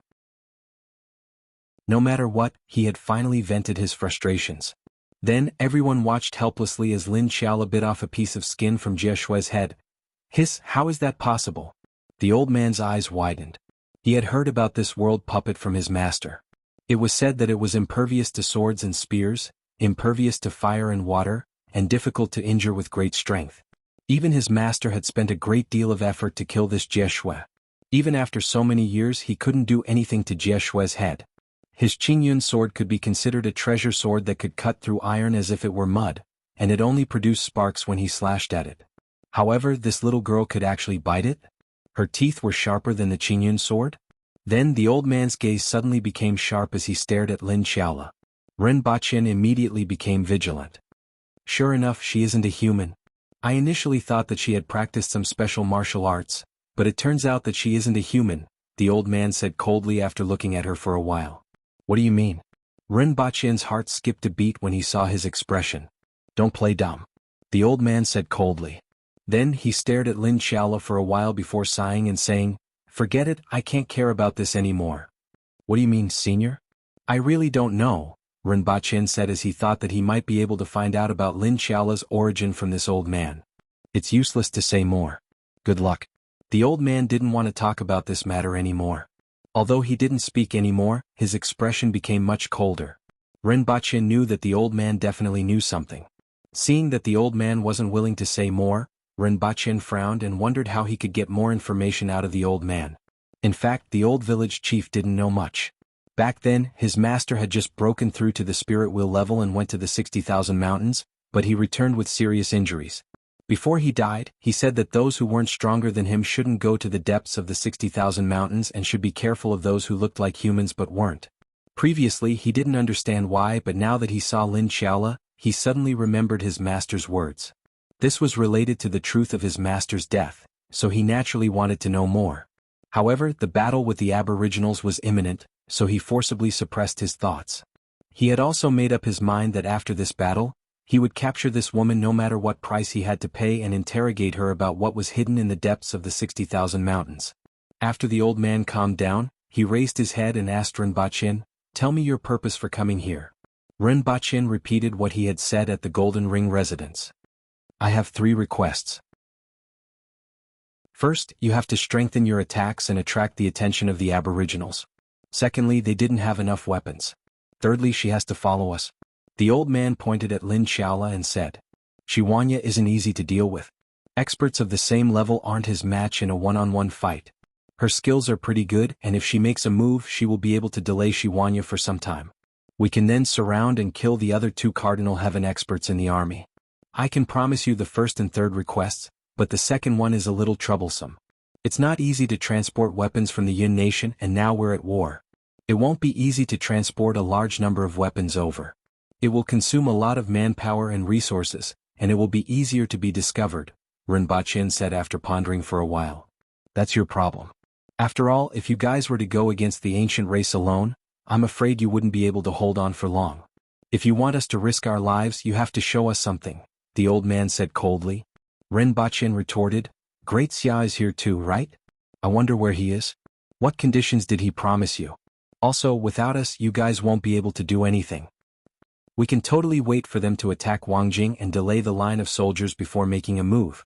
The pressure we have to face is almost the same as if we were to make a move now, the old man said. As for the Great Xia people, that's between us and them. The Aboriginals are training new soldiers, Rinpoche reminded him. Their target is definitely you guys. Alright, I promise you that I will find a way to transport the weapons over within 3 months. You guys must make a move after 3 months, Rinpoche said after pondering for a while. In fact, none of these 3 conditions could be fulfilled. However, they had to put on a good act. That's settled then. There are empty houses in the village. You guys can stay there for the night. The old man threw these words and returned to his room. At night, Rinpoche and Lin Xiaola sat in an empty room. Lin Xiaola was still gnawing on the Jesu's head. When there was no one around, she suddenly looked up and said, Should I go and kill him? He's hostile. Continue gnawing on your Jesu first. Now isn't the time yet. Rinpoche waved his hand and looked at Lin Xiaola, who continued to gnaw on the Jesu's head. Looking at the old man's big reaction, this guy in front of him had a lot of secrets. There were also a lot of secrets in this world. The thing in the belly of Mount Liutsue, the unknown location of the Sword Mountain, the mystery of the disappearance of the previous 2 emperors, and now the origin of Lin Xiaola. Chapter 450. Early in the morning, Rinpoche stood at the entrance of the village and looked into the distance. A few youngsters were practicing martial arts there. Some of them were practicing swordsmanship and fists. These were the disciples of the elders in the village. After all, those elders were active experts 70 years ago. Many of their lifespans were nearing the end of their lifespans.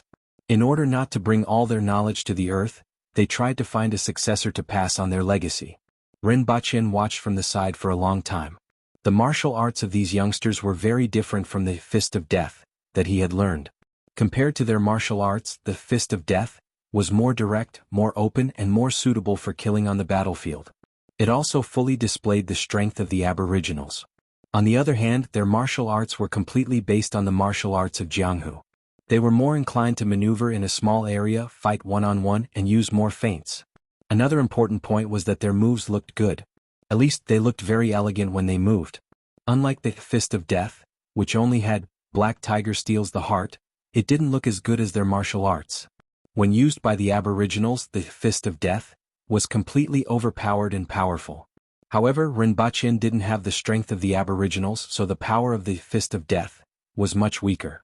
Rinpoche felt that if he were to fight against these youngsters, he might not be their match.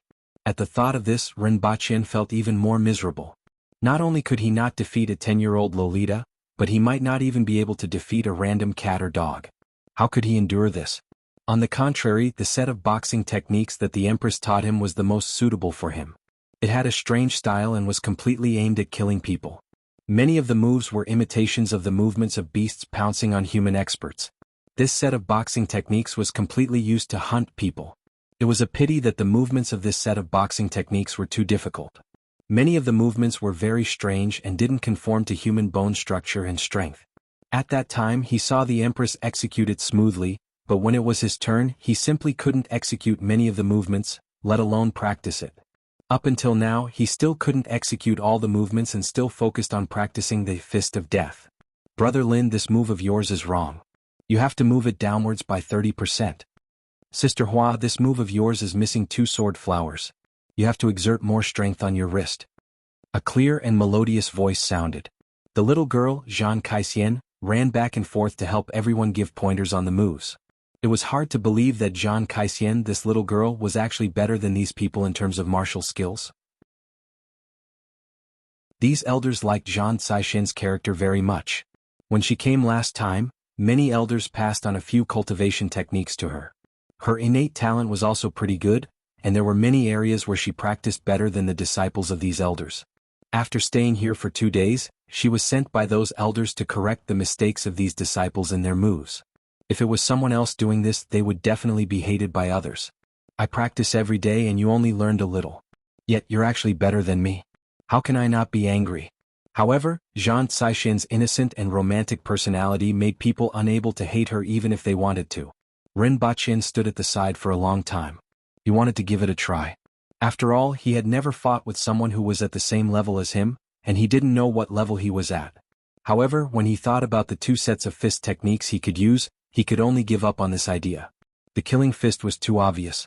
He couldn't use the fist techniques of the Aboriginals at all. The other one was the tortoise fist. After thinking about it, he gave up on this idea. After eating breakfast, Ren Baqin was ready to leave. He still had to go down the mountain to inform the Yun nation to transport the weapons over and prepare to look at the other cities. When Ren Baqin found the old village chief's house, more than 20 elders were actually sitting in the courtyard. There's no need to say anything. If we kill her, they will definitely be in chaos. Even if there will be a cleansing and revenge, how can there be no deaths in war? The tall, white-haired elder that Ren Baqin saw before said. His white hair fluttered even though there was no wind, and he looked imposing. Over the past 2 days, Ren Baqin had also learned the name of this elder. He was called the Celestial Hound. It was said that once he set his sights on someone, he would bite them like a dog and not let go. Furthermore, he had a bad temper and even dared to roar at the heavens. That was why he had such a name. However, most people didn't dare to say this in front of him. Otherwise, he would not rest until one of them died. The old dog's words are correct, another elder said as he knocked on the bamboo cane in his hand. This is a good opportunity. Don't hesitate, another elder said. Shi Wanya will definitely take revenge and I don't know how many people will die. That's a matter for the future. Just like what the old dog said, how can there be no deaths in war? We can't miss this opportunity. Contact all the experts at the earth wheel level and above. No matter how powerful she is, she's just one person. I don't believe that the entire Tianjin Basin can't kill her alone. Ren Baqin walked to the door and stopped. Everyone's conversation was heard by him. Who were they trying to kill? From what they said, it should be the higher-ups of the Aboriginals. Otherwise they wouldn't have involved Shi Wanya and said things like crazy revenge. The person they wanted to kill was also very powerful, to the extent that it was boundlessly powerful. They needed to gather all the experts in Tianjin Basin to besiege and kill her. At this thought, Ren Baqin was stunned. There was no need to think about it. Besides the Empress, there was no one else who met these conditions. But what was the situation now? Was the Empress in Gu City or somewhere else? Both of you come in, the old village chief Qingyun Sword said in a clear voice. Ren Baqin calmed himself down and said, I see that everyone is discussing something. I don't know if I'm disturbing you. Come in and talk, Qingyun Sword said. Ren Baqin and Lin Xiaola stood at one side. Lin Xiaola was still holding the Jie Shui's head, which was almost half the size of her body. After 2.5 days she had gnawed more than half of it. What was visible was the purplish-red shriveled flesh and white bones. It looked very horrifying. There's a piece of news that has just arrived. It's very important to us and to all of you. You need to take action too, Qingyun Sword said after glancing at Lin Xiaola. Please. Ren Baqin cupped his hands but his heart tightened. Qi Zixiao appeared alone in Tianjin Basin. How can that be? Although Ren Baqin was already prepared, he still couldn't help but be surprised after hearing what the other party said. Why would the Empress appear alone in Tianjin Basin? What was she doing here? Qingyun Sword felt that Ren Baqin's reaction was very normal. He was also surprised when he heard this news. After all, the Empress of Dayo actually came to Tianjin Basin alone. It was indeed puzzling. Of course she wasn't alone. There were 2 maids by her side, but in everyone's eyes she was alone. Ren Baqin already knew their plan, but he still asked subconsciously, You guys are preparing to? That's right. Gather all the experts and besiege her. Therefore we need all of you to contribute, Qingyun Sword said in a deep voice as he looked at Lin Xiaola. His target was Lin Xiaola. As for Ren Baqin, it wasn't that he looked down on him, but he was really a piece of trash in terms of martial arts. That's how it should be. Seeing that Qingyun Sword had made his decision, the Celestial Hound immediately slapped its thigh and laughed heartily. Even if I die there, it will be worth it. Besieging and killing the fifth most powerful expert in the world and the Empress of Deo was a big deal.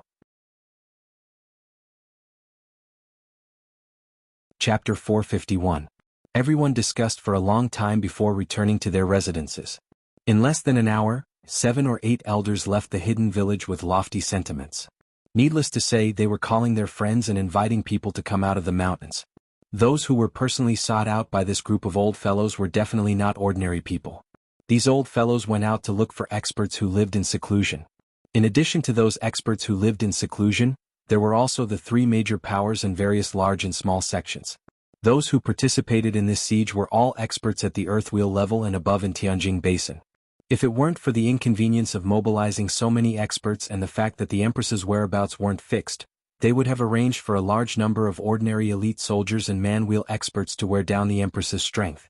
Under the circumstances where the Empress's whereabouts were uncertain, only experts could reach the destination in the shortest time possible. Something big has happened. This was the only thought in Rinpoche's mind. Why did the Empress come to Tianjin Basin? Originally, Rinpoche wanted to get some weapons to stabilize them and enter their ranks to understand their entire plan. When the time came, he could make targeted arrangements and eliminate all of them in one fell swoop. However, all his plans had been disrupted. Why did the Empress come to Tianjin Basin? She didn't bring any guards and only brought Qin Yuan and Hong Luan. The Empress wasn't a god. Although she was very powerful in Rinpoche's eyes, even the 5th most powerful expert in the world wouldn't be able to escape if she was surrounded by hundreds of Earthwheel experts and more than 10 Spirit Wheel experts. After all, ants could kill an elephant if there were too many of them. The boss had to be defeated by a group of people. What should he do next? The best way was naturally to find the Empress and leave Tianjin Basin. However, it wasn't easy to find the Empress in Tianjin Basin. Even in a city, he would brush past her, not to mention that he only knew the approximate area. Finding the Empress was like looking for a needle in a haystack, so it was better to follow the main force. Then what? The Empress and Lin Xiaola, along with him, Qin Yuan and Hong Luan, who were burdens, faced countless experts. No matter how he thought about it, there wasn't much of a chance of victory. As for himself, he really couldn't help much. 4 Earthwheel experts, conventional weapons weren't of much use, let alone Spirit Wheel experts. Nuclear bombs? Let's not talk about whether or not they could obtain those things. Even if they could, they would perish together. Poisonous gas? It seemed feasible. However, after thinking about it, he was an outsider and surrounded by experts. If he took out a bunch of bottles, it would definitely arouse suspicion.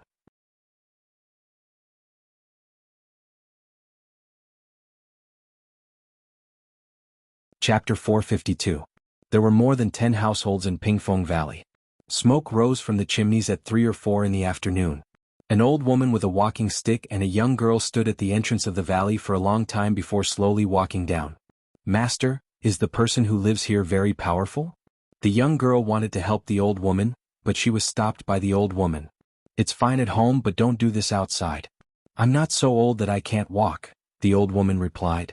Then he answered, if it weren't for the continuous battles that damaged his foundation, I'm afraid he would have already attained the Spirit Wheel level. With his talent, how could he be stuck at the Earthwheel level without any progress? As he spoke, he seemed to see that shy youth who always carried a paper umbrella on his back and had dimples when he smiled. At that time she was around 20 years old and was in her prime. Unfortunately, fate made fools of people. So powerful. The young girl stuck out her tongue. There were only 13 Spirit Wheel experts in the entire Tianjin Basin. This person must have been a famous person back then.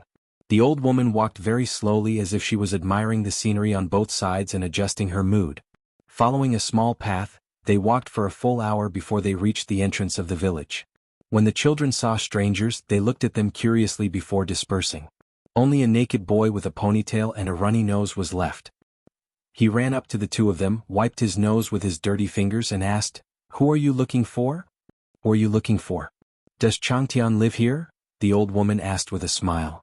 "There's no such person," the child replied after thinking for a while. The old woman nodded and walked forward. "I already said that there's no such person. What else do you want?" the child asked curiously as he followed the 2 of them. He raised his hand and wanted to grab the young girl's clothes. The material of the clothes wasn't what the villagers wore, but he hesitated. When the young girl saw his actions, she quickly moved to the other side of the old woman. If she was grabbed by his runny hand, she would lose her clothes. As long as he's not dead, he's here. Even if he's dead, I want to see his grave. The old woman replied first, then turned to the young girl beside her and asked, "Are you going to sell me out so quickly?" "Master, I was wrong." The young girl quickly lowered her head and turned to the other side of the old woman. A hand covered in snot suddenly grabbed the hem of her skirt, causing her face to twitch. She looked like she was about to cry. So soft. The child touched the skirt enviously, then quickly ran into the village. "Run, Grandpa Chong. An old monster is coming to take you away." The old woman's firm footsteps suddenly came to a halt, and a sullen expression appeared on her face. However, it quickly dissipated and was replaced by a light and joyful feeling in his heart. He was indeed still here. A moment later, she stopped in front of a door and saw an old man sitting in the courtyard, pasting paper on an umbrella. The old man looked to be in his 60s. His white hair was combed behind his head. He was concentrating on the work at hand. When he finished, he put the umbrella aside and looked up at the old woman with a smile. "Long time no see." Dozens of years, countless thoughts, and in the end, it all turned into a single sentence: "Long time no see." "You've broken through?" The old woman's face lit up with joy. "Yes, I originally wanted to repair my foundation, but no matter how much effort I put in, it was all in vain. Eventually, I gave up and worked here every day to feel everything around me. I didn't expect to break through. Life is still unpredictable." Chang Tian said in a relaxed tone, completely ignoring how disheartened he was and how he gave up everything to come to this village. Good. You can live a few more years than me. Remember to visit me on my grave every year." "I'm afraid of loneliness," the old woman said with a trembling voice and tears in her eyes. "Okay." Chang Tian replied with a simple word. After the old woman passed away, he moved to her grave and guarded her every day so that she wouldn't be lonely. The old woman sized up everything in the courtyard as if she wanted to imprint the entire place where this old man had lived for decades in her heart. She sorted out her emotions and said, "This time, I'm here to invite you out of the mountain." "I'm not interested in those things anymore," Chang Tian replied faintly. "The Empress of Dao, the fifth most powerful expert in the world, Qi Zixiao. She's currently in Tianjing Basin," the old woman said. Upon hearing this, Chang Tian's expression finally changed, and the faint smile on his face disappeared. "How many people?" "There's only her and 2 servants who are merely at the peak of the man-wheel level. Who else is going to make a move? Including your 17 spirit wheel experts and all the earth wheel experts in Tianjing Basin." The young girl beside the old woman turned to look at her master with her mouth wide open. "Weren't there only 13 famous spirit wheel experts in Tianjing Basin? Including the people in front of him, there were only 14. Good. After I finish pasting this umbrella, I'll follow you down the mountain. This umbrella is what I promised and I can't make half of it." As the old man spoke, he held the paper umbrella in his hand again. Even if he had let go of everything, there were still some things that he couldn't let go. It wasn't for himself, but for the millions of people in Tianjing Basin. One day later, 3 figures stood at the entrance of the valley and turned to look back. More than 10 villagers were standing not far behind the 3 of them. They were holding a bundle in their hands. "Elder Chang, I've picked some mulberry seeds that you like to eat. I've packed them in this bundle for you to eat on the way. Also, I've packed the dough balls that I've made with Suzy leaves for you. Grandpa Chang, come back soon." The old man took a deep look at each and every one of them. He remembered all these simple villagers in his heart before taking the bundle and saying, "There's no need to send me off. I'm leaving and will be back soon." On Mount Qingyo, 5 figures strode down the mountain. 4 of them not only dressed the same, but even their appearances were exactly the same. The only differences were that one of them had a mole on the left corner of his mouth, another had a mole on the right corner of his mouth, one had a mole above his lip, and the last one had a mole below his lip. Brr. One of them roared, and the other 3 opened their mouths in unison. Their voices were so loud that they traveled dozens of kilometers. All the beasts on the mountain were frightened to the ground, and all the birds soared into the sky. "Ha, there will be a day when the 4 of us can make a move. Let's take a look at those old bastards and see how many of them are still alive." At the Golden Ring residence, Zhan Changkong, painting fairy, and the various attendants stood in front of the residence. At this moment, everyone was different from when Rinpoche first met them. Everyone was armed and overflowing with murderous intent. "Su Huan, after we leave, the residence will depend on you," Zhan Changkong said. "Chief, why don't I go while you and Madam stay behind?" A man in his 30s said. "Since we are going to do it, we have to do our best. This matter concerns everyone in Tianjin Basin, so how can we be afraid of death? Furthermore, with your talent, there is hope for you to enter the spirit wheel level in the future. Also, if Kaisian comes back, take good care of her. Painting Fairy's eyes were full of tenderness as she watched her husband give his instructions. In Wangbei City, the main door of the residence in the middle opened, and a dignified middle-aged man strode out. Behind him were more than 10 men and women wearing helmets and armor. In front of him was a cavalry of hundreds of people. The middle-aged man looked ahead, turned around and said, "Zai, come here." "Father." A valiant-looking young man strode forward. "If I don't come back, the North Alliance will be handed over to you," the middle-aged man said in a deep voice. The night before, he had already told his son about all the important people in the North Alliance, including who he could trust and who he couldn't. Regardless of who came back alive, his son would have a countermeasure. However, before they set off, he was still a little worried. "Father, you will definitely come back safely. I wish you a triumphant return," the young man said in a clear voice. "Haha, Cheesy Xiao, the fifth most powerful expert in the world, who dares to say that they will come back alive?" The middle-aged man laughed. Then, he hesitated for a moment before slowly placing his hand on the young man's head and touching it. This was the first time he had touched the young man's head like this since he was 5 years old. "Father." The young man's eyes were a little red. "Sissy." The middle-aged man couldn't bear to see him like this and scolded. A few women wearing helmets and armor behind him immediately glared at him. Let's go," the middle-aged man said in a deep voice. "The North Alliance." Many of the cavalrymen in front straightened their bodies and shouted. Southern Metropolis, Green Bellflower, Lingshan Sect, Mangsing Pavilion, Nine Blade Sect, Death Toad Sect.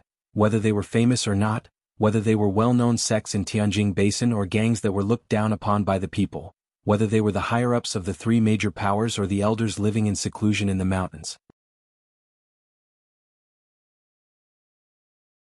Chapter 453.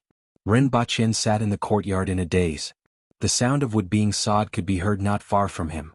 Zhang Kaisian was playing the arrow happily, and her face was blooming with happiness. Lin Xiaola was sleeping on the wall. Yes, on top of the wall. Bang. Every time this sound was heard, Lin Xiaola would fall off the wall and climb back up drowsily. According to her, the room was too quiet, and the sound of sawing disturbed her sleep. She simply ran outside. Although it was noisier, the noise of people on the street made the sawing sound less prominent, and she could fall asleep this way. The city that Rinbaqin was in was called Ming City, and it was located in the center of Tianjin Basin. He came with the people from the hidden village. Before they arrived, the nearby sects had already gathered here. There were dozens of earth wheel experts and one spirit wheel expert. This was only the surrounding area. After his group arrived, more people arrived in succession over the past 2 days. Ren Baqin couldn't help but worry when he thought of what he heard.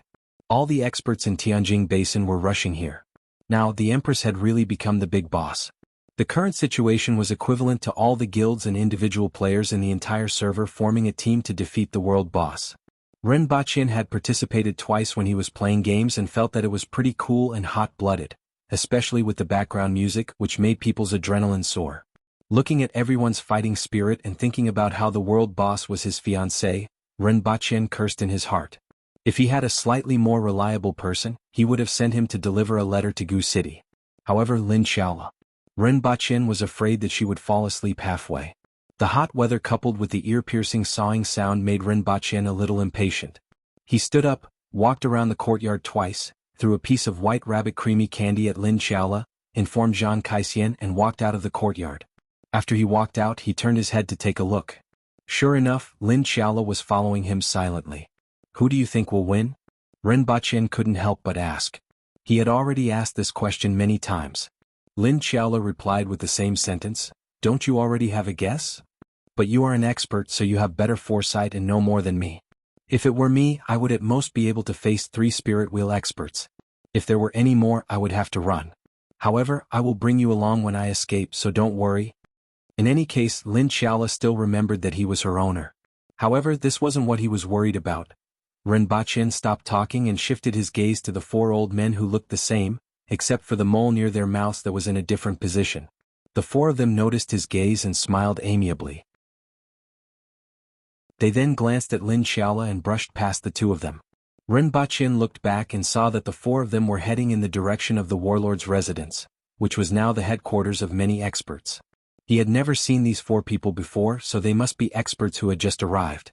With each passing day, the number of experts in the city would increase. The streets were very lively. Warriors with weapons could be seen from time to time, and all of them were metal weapons. "Brother below, would you like to come up for a drink?" Rinpoche heard the shout above him and looked up. He saw a man leaning on the window of the second floor of a shop next to him, looking in his direction with a smile on his face. Rinpoche looked to his left and right and heard the man shout, "Brother from the Yun Nation, would you like to come up for a drink?" Rinpoche then confirmed that he was indeed called. He thought for a while and walked up to the second floor. This was a restaurant and there weren't many people at this time. A young man in his 20s stood by the window on the second floor. He was very good looking, gave off a sincere feeling when he smiled, and was dressed in embroidered clothes. He was the young man who called out to Rinpoche just now. Seeing the 2 of them come up, he cupped his hands and said, "Greetings, brother." "Greetings, senior." "You know me?" Rinpoche asked. "Mr. Yi Yunxian. Or should I say, Principal Rin, would you like to sit down and have a chat?" Rinpoche's mind buzzed at the young man's words. An uncontrollable murderous intent emerged from the bottom of his heart as he coldly said, "Kill him." It never crossed his mind that the other party was trying to trick him. This was because ordinary people would never imagine that the so-called guest from the Yun Nation would actually be the husband chosen by the Empress. Furthermore, the other party directly said that he would be the principal. It was obvious that the other party knew a lot of things. As soon as Rinpoche finished speaking, she transformed into a gust of wind and pounced at the man by the window.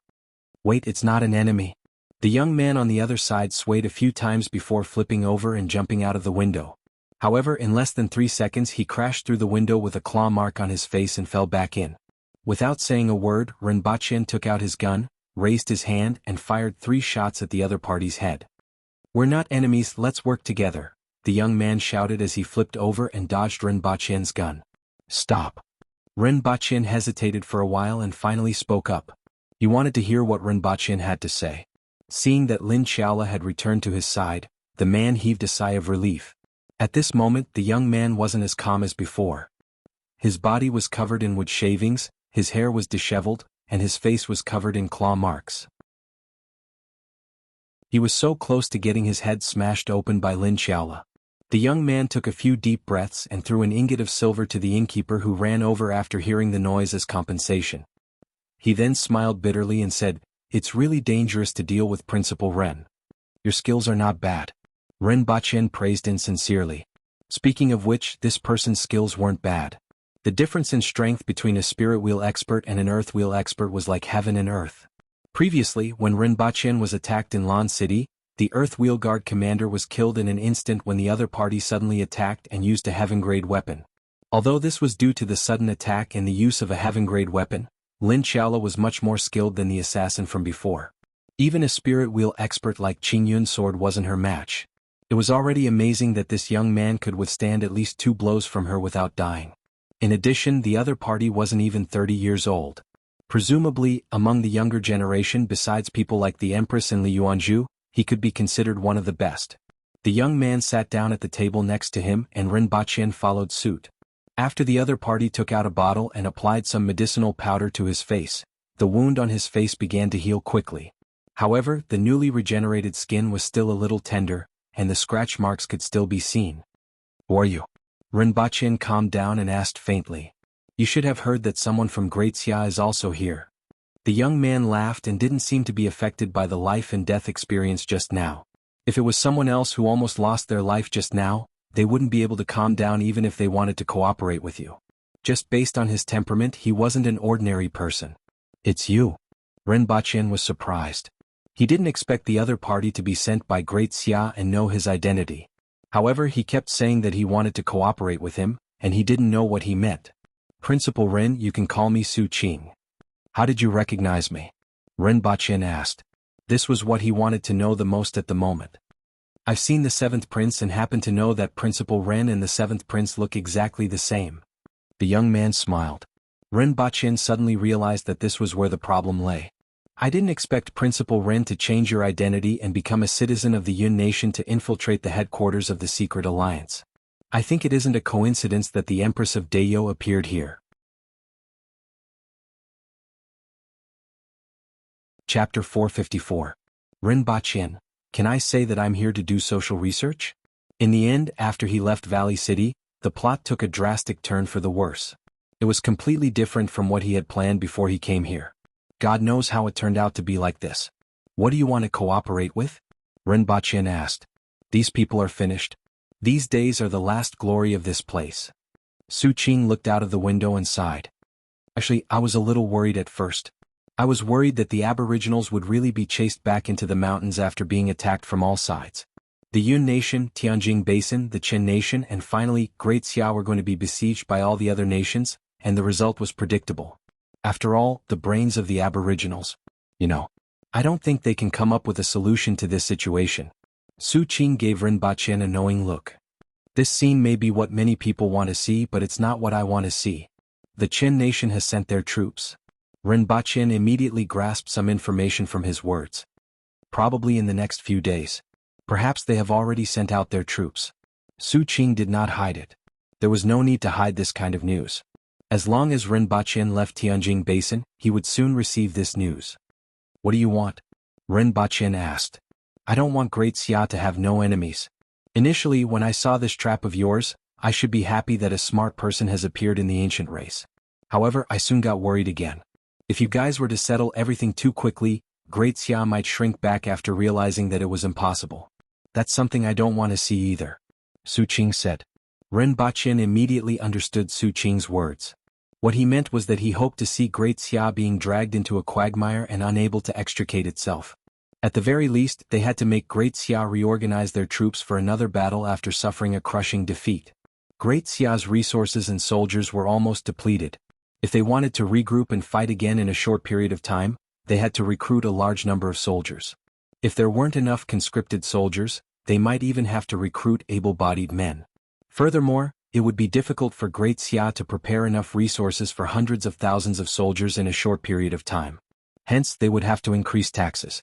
If there were places where the people had no way of making a living, and someone with the intention of raising their arms and calling for help, it was likely that a rebellion would immediately occur. If Great Xia defeated the Aboriginals, they would be able to bring back their army to quell the rebellion. However, if Great Xia were to once again fall into a quagmire or even lose the war with the Aboriginals, their foundation would definitely be shaken. After thinking for a while, Rinpoche thought about the problems that might arise if Great Xia were to send troops again. The crux of the matter was that the war between the Aboriginals and the other nations couldn't end in a short period of time. Otherwise, the Aboriginals would fall into a stalemate. Only then would Great Xia, who had just suffered a great defeat, make up their minds. As for taxes, the other party probably knew the situation in Great Xia better than him. Also, would the people have a hard time making a living?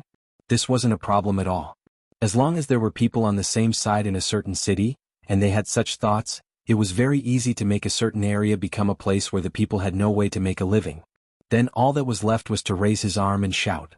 Rinpoche felt that his theory wasn't entirely correct, but it was highly possible. He didn't ask if the other party wanted to rebel. Instead, he tapped his finger on the table a few times and asked, "What's in it for us?" "A weak Great Xia is safe for you," Su Qing said. "No, we don't need it. We don't care if Great Xia is strong or weak." Rinpoche shook his head. With him around, with the advancement of science and technology, it was conceivable that Dayo would become prosperous and powerful in the future. Why would he care about whether Great Xia was strong or not? In the next few years, a decade or even decades, it would put pressure on Dayo? Rinpoche then said with some contempt, "Moreover, if it's just Great Xia alone, what kind of storm can it set off?" It wasn't that he was looking down on anyone, but in terms of strength, the Aboriginals could beat 10 of them. "You underestimate the people of the world and Great Xia too much," Su Qing said. "Wu Shengho has been scheming for so many years. If it weren't for those messy things of yours, I'm afraid that the north of Dayo would have been lost." "You know a lot?" Rinpoche asked. Su Qing smiled and didn't answer this question. After all, many things that had been used on the battlefield couldn't be hidden from others.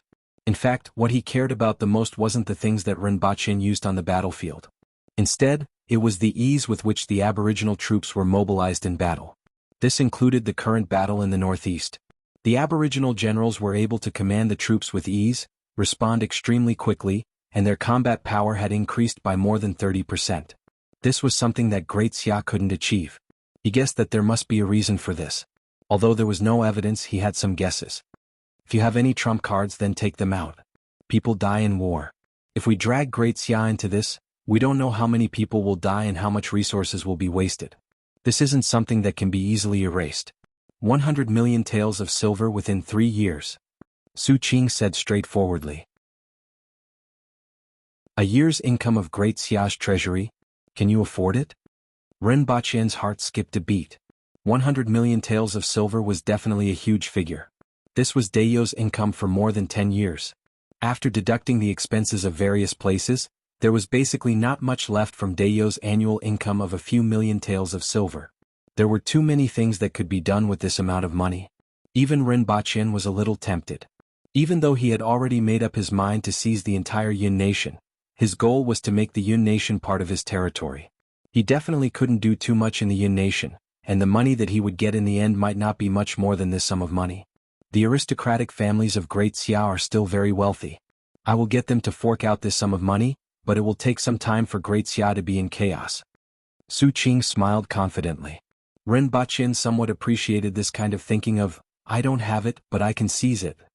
In addition, you still have to help me do 3 things, Ren Baqian said. The rest were all fake and were things to be done in the future. With this snitch, it would be easier for him to get through this safely. Speak. First, help me send a letter to the Protectorate of Gu City within 2 days. I think you should have people in Gu City, and you should also have some means of communication, Ren Baqian said. Shi Wanya should be on his way, right? However, I can do this. After delivering the letter, my people will withdraw from Gu City. Su Qing smiled. Ren Baqian was relieved to see that Su Qing had agreed.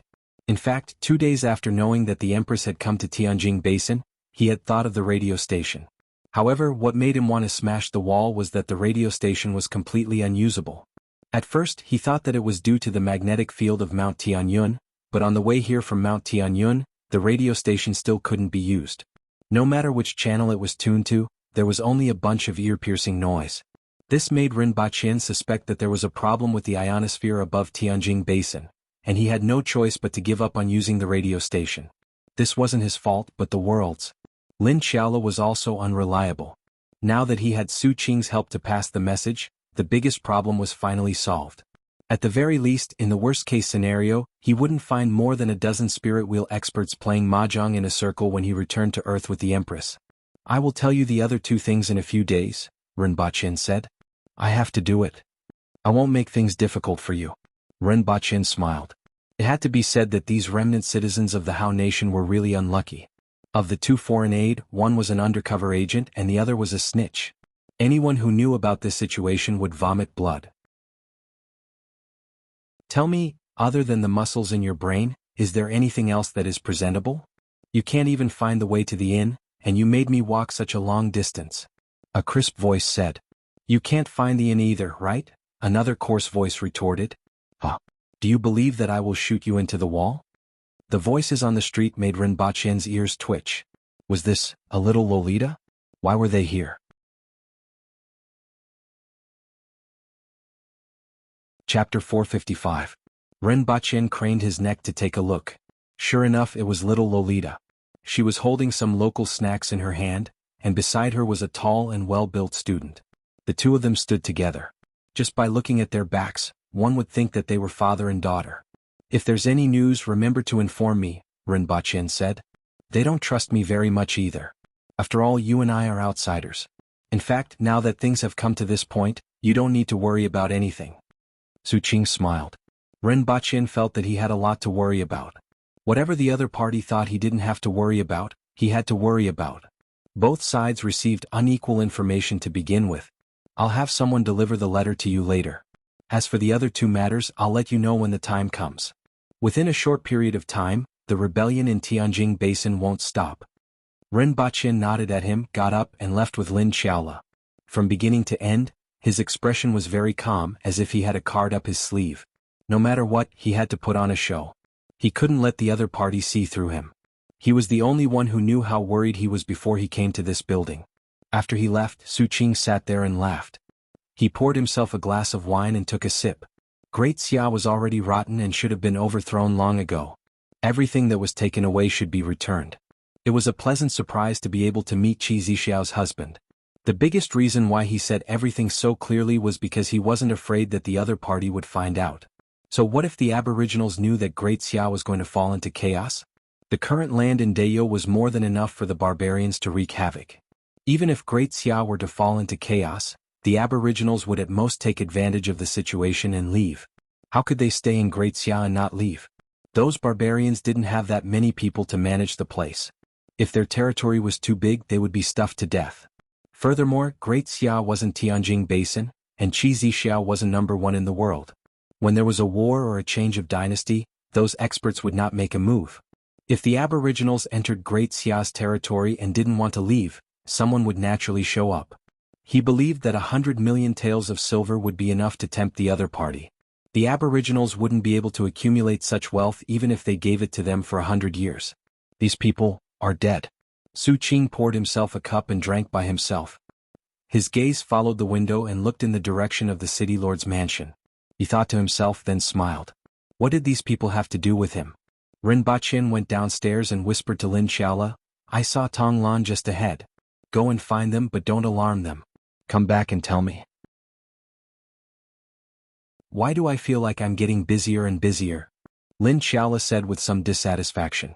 Lin Xiaola knew who Tong Lan was. After all, they had gone to the salt well previously and traveled all the way here this time.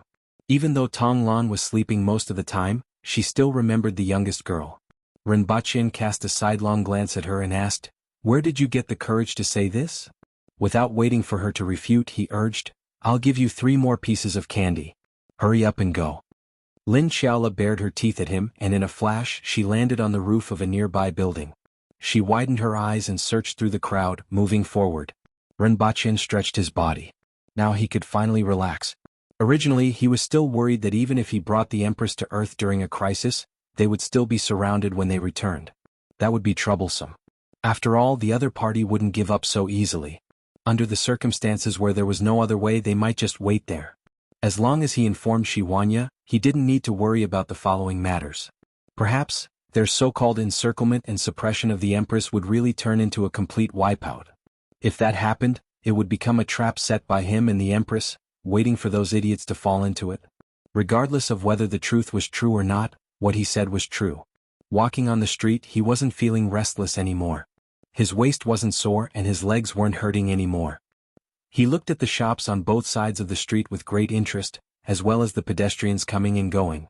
Not long after, Lin Xiaola returned to Rinpoche's side and said, Found them. Following her guidance, Rinpoche saw Tong Lan in the crowd. That girl was still bickering with the student beside her about the location of the inn. Rinpoche didn't approach the two of them. He found a shop along the way, borrowed a pen and paper, and wrote some simplified Chinese characters on it. Then he crumpled the paper into a ball and handed it to Lin Xiaola. When the two of them turned into a secluded alley and were about to change to another street, Rinpoche threw the paper at Tong Lan. Tong Lan reacted very quickly. She immediately leaped into the air, turned around, and saw that the person who threw the paper was Lin Xiaola, who was standing on a roof in the distance. It's her? Tong Lan was surprised. Oh, the other student asked. The bed warmer by Yague's side. Lin Xiaola curled her lips and said, Yague must be nearby. What does bed warming mean? Tong Lan fell into deep thought.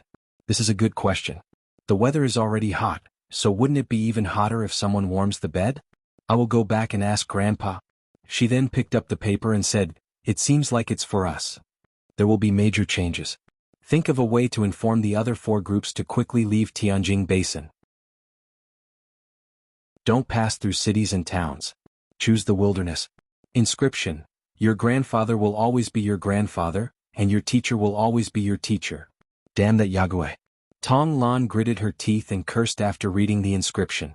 In fact, with the simplified Chinese characters and the fact that she had seen Lin Xiaola before, she would have known who wrote it even if it wasn't inscribed.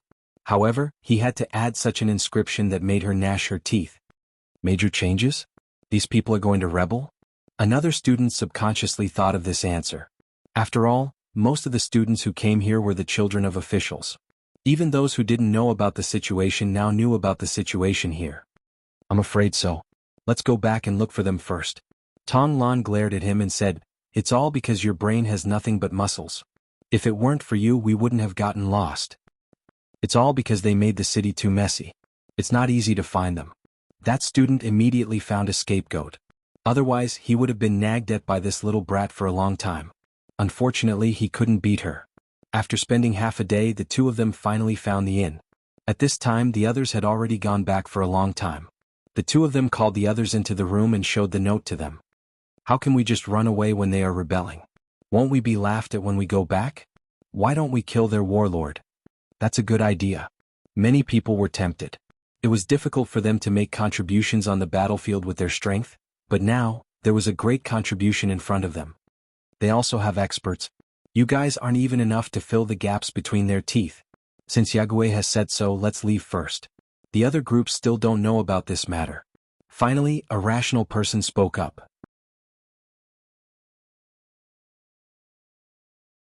Chapter 456.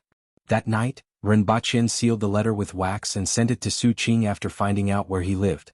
Over the next few days, Renbachien saw waves of experts from all over Ming City. On this day, the people from the North Alliance arrived.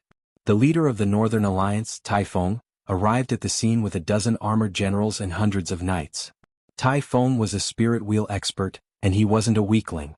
The dozens of generals were all earth wheel experts, and the hundreds of knights were all man wheel experts. This wasn't the strength of the entire North Alliance, but the strength of Wangbei City.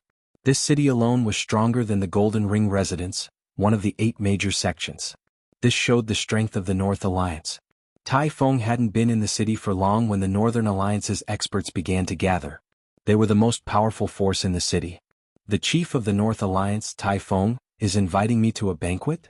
Renbachien looked at the invitation in his hand and was slightly surprised. He knew that Tai Feng had entered the city and even took a look at him from the entrance. He didn't expect that he would be invited to a banquet the night he entered the city. Should I go? Renbachien read the invitation again and pondered for a while. To be honest, he didn't have any intention of building a good relationship with these people. There was no need. However, it was good to go and see the experts from all over the world.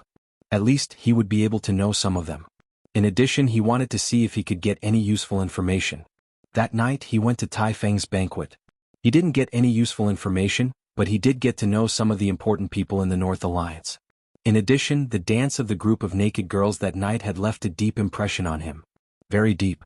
It was so deep that he even dreamed of a demonic dance at night. After waking up, Renbachien directly threw the underwear into the trash can without any intention of destroying the evidence. This kind of thing wasn't worth paying attention to in modern times.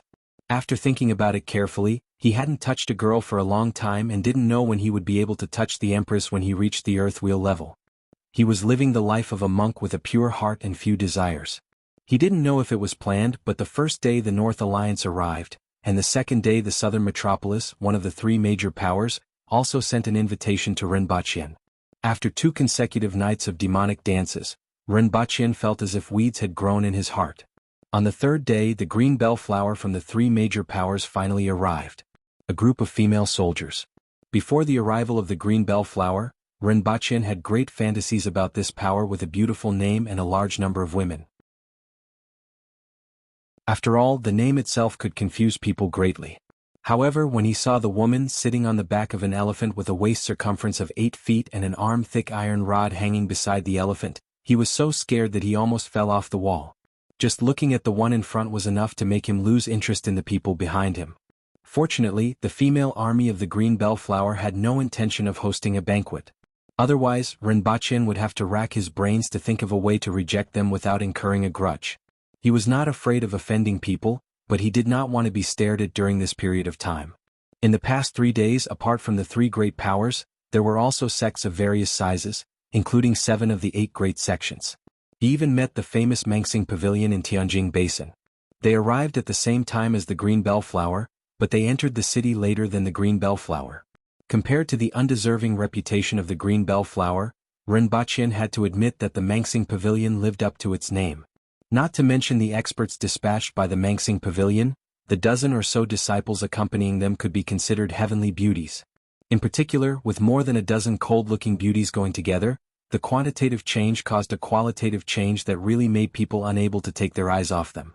When the green bellflower and the Mangsing Pavilion arrived, Qingyun's sword gathered everyone together for the first time. The venue was the warlord's residence. There were many people who came. Not only were there big and small powers, but there were also those senior experts who lived in seclusion. Even if only the main figures from the big and small powers went, including those experts who lived in seclusion, there were still 200 to 300 people. At the appointed time, Rinpochen and Lin Xiaola met Su Qing and an old man at the gate of the warlord's residence. Both parties looked at each other with a tacit understanding in their eyes. Mr. Yi, after talking to you the last time, I was suddenly enlightened. You have dabbled in astronomy and geography and I really admire you. I can't wait to have a detailed discussion with you. Su Qing smiled and greeted him loudly. Rinpochen was stunned. What was going on? Could it be that they were going to flatter each other? Rinpochen immediately replied, You flatter me. I also yearn for your affairs in the brothel. In particular, I yearn for the Bingdi lotus and the 4 blooming flowers. This time it was Su Qing's turn to be stunned. What was going on? What happened to flattering each other? I boasted that you have dabbled in astronomy and geography, but you said that I have affairs in the brothel? This doesn't seem to be right. Su Qing looked around and saw that the people from the Mengsing pavilion who had just entered were looking at him with disdain. There was nothing wrong with going to the brothel and showing off to the men, but it was more disgusting for the women. Su Qing laughed and said, Mr. Yi, you must be joking with me. Haha, of course. Su Qing then winked at him and both of them walked in side by side without saying much. There were too many experts around and even a whisper couldn't be concealed. After entering the warlord's residence, they saw a circle of tables in the courtyard. At the front were the seats for the major powers and Rinpochen and Su Qing each had a table. Behind them were the sects and experts who lived in seclusion and the leaders of some small powers. As the two of them found their seats and sat down under the guidance of the attendants, there was still a steady stream of people coming in. Rinpochen felt that this was a martial arts conference. However, the purpose wasn't to elect the chief, but to suppress the devil who had brought disaster to the martial arts world. Well, that's right. That devil was his fiancée. The courtyard was bustling with voices, and all kinds of greetings and attempts to establish relationships filled everyone's ears. Rinpochen turned to look at Lin Xiaola and saw that she was almost banging her head on the table. Fortunately, this chaos didn't last long. Qingyun's sword stood at the front and pressed his hands on the table. Everyone please be quiet. His voice was heard throughout the hall. The courtyard immediately quieted down. This is the most complete gathering we have ever had. It's truly a grand occasion. Qingyun's sword sighed with emotion. The 3 major powers, the sects and experts who lived in seclusion were gathered together. Even 70 years ago, there wasn't such a scene. After all, after a series of wars, more than half of the experts had withered. I'm sure everyone knows the reason for gathering all of you here today. The 5th most powerful expert in the world, Qi Zhixiao, the Empress of Deyo, is currently in Tianjin Basin. This is our chance, our best chance. If we seize this opportunity, our descendants will no longer be trapped in this cage and will be able to soar freely in the vast sky. I won't say any more nonsense. Some of you here can see that day and some won't. Including me, no one knows if they will survive this battle. However, everyone still came here without hesitation for the same goal. For everyone in Tianjin Basin and for our descendants, what we see isn't just this vast sky, Qingyun's sword said as he pointed to the top of his head. Everyone felt the same way. Qingyun's sword's words resonated with everyone's hearts. Qi Zhixiao was very strong. She was so strong that no one here was a match for her in a one-on-one fight.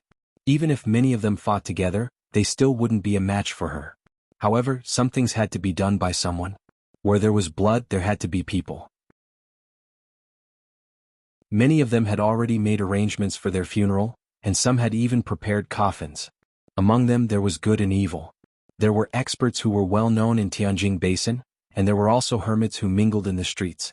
They might not be able to see the future, but they wanted to fight for a future for the people of Tianjin Basin. This was the roar of all of them after being imprisoned for 70 years. It was their resistance. Where is she? Someone shouted with a murderous aura. Where is she? Kill her. Kill her and kill our way out. Kill our way out. Following Qingyun's sword speech, everyone was boiling with murderous intent.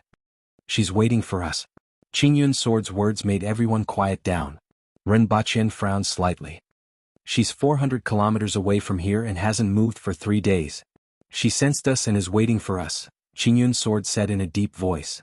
I don't know if we should say that she's arrogant and underestimates us, or that she's arrogant and has too much confidence in herself.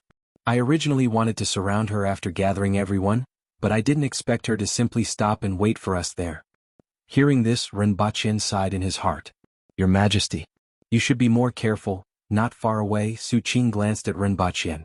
This was the preparation to pull in the net. However, he didn't see the complacent look on Rinpoche's face. Instead, he looked bitter and hateful.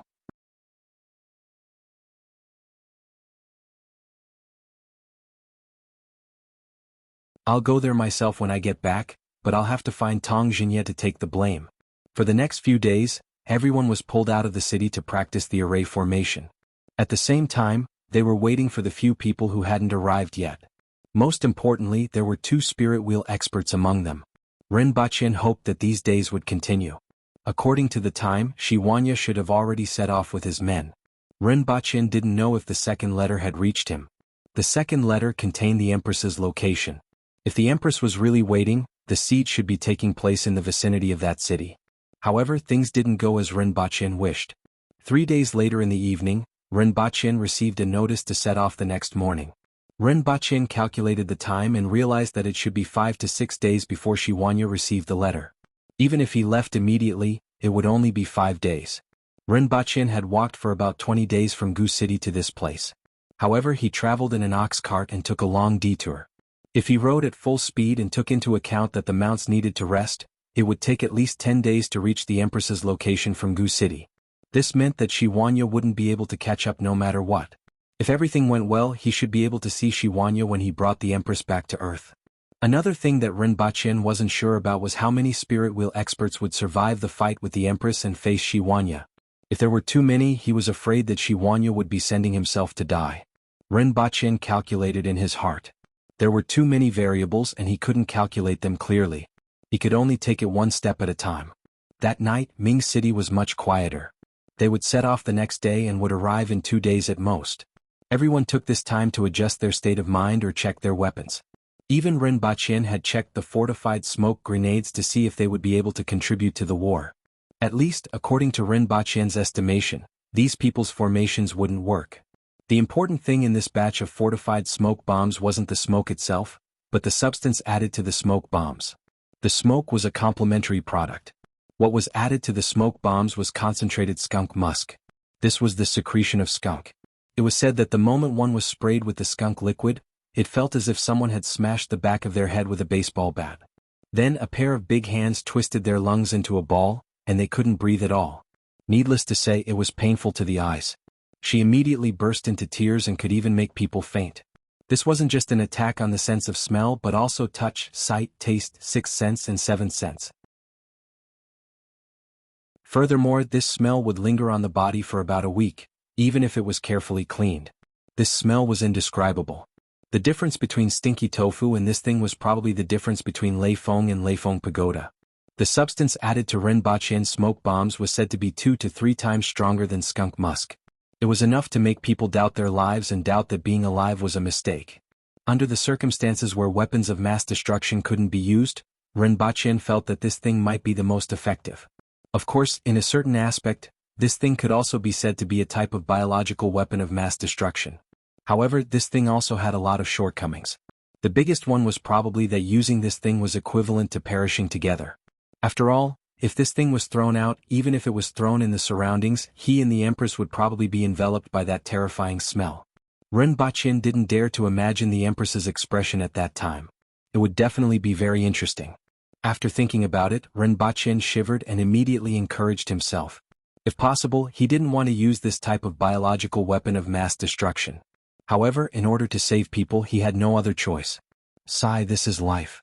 Rinpoche sighed, turned his head, and glanced at Lin Xiaola, who was leaning against the headboard. If he remembered correctly, this girl's sense of smell seemed to be much better than his. Lin Xiaola suddenly quivered in her sleep, looked at Rinpoche with sleepy eyes and asked, "What happened?" "Nothing, continue to sleep." Rinpoche waved his hand. The night passed. The next day everyone set off.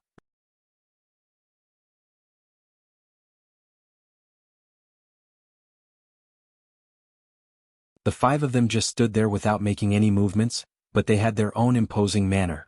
5 spirit wheel experts. That's less than what I expected. I've waited for so long in vain. The Empress's cold voice could be heard clearly within a radius of a kilometer. Azure Cloud Sword Tong Kai.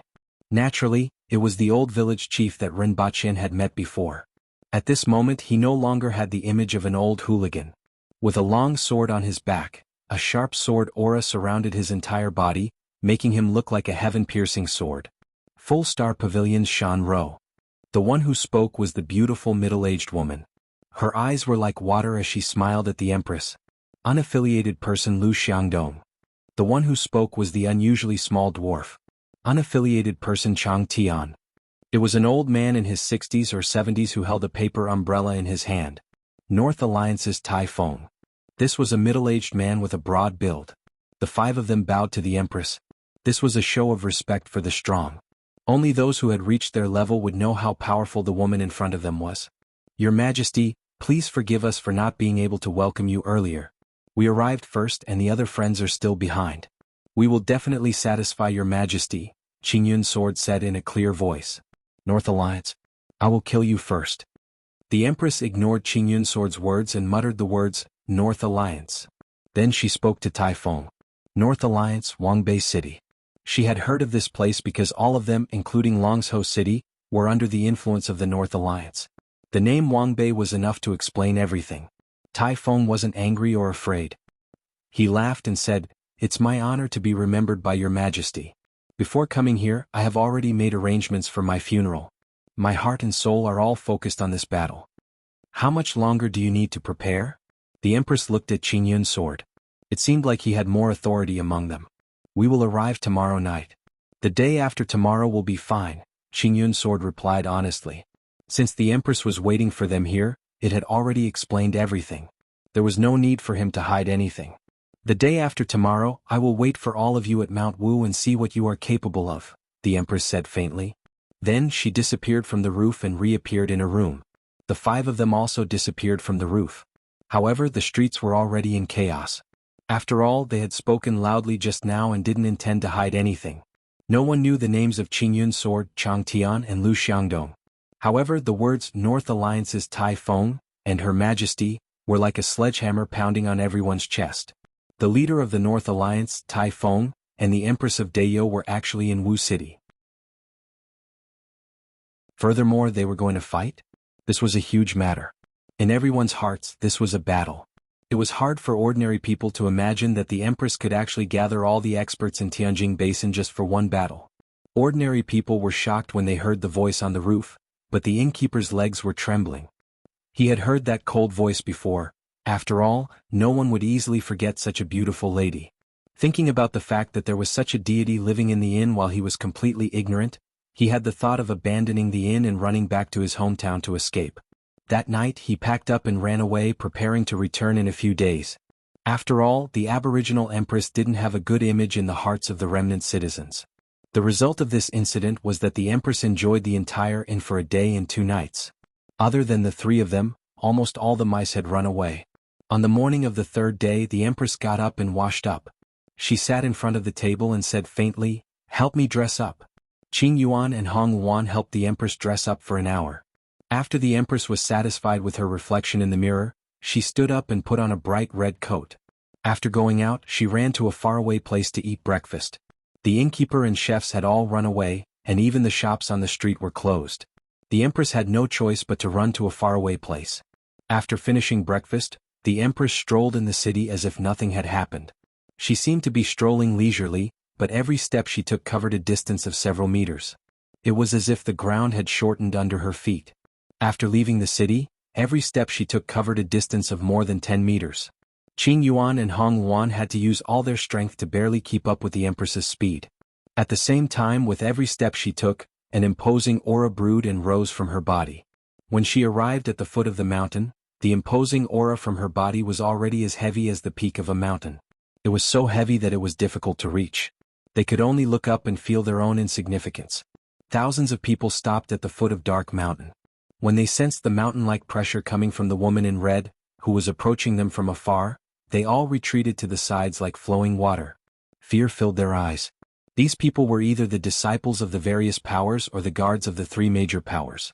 The empress acted as if she didn't see these people and continued to walk forward. The people who were either standing or sitting on the mountainside also stood up and looked down the mountain. As the empress got closer and closer, everyone subconsciously made way for her to pass through.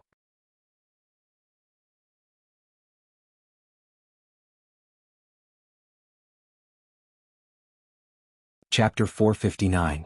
Rinpoche had made many assumptions about the beginning and process of this battle. In his mind, the story should start like this.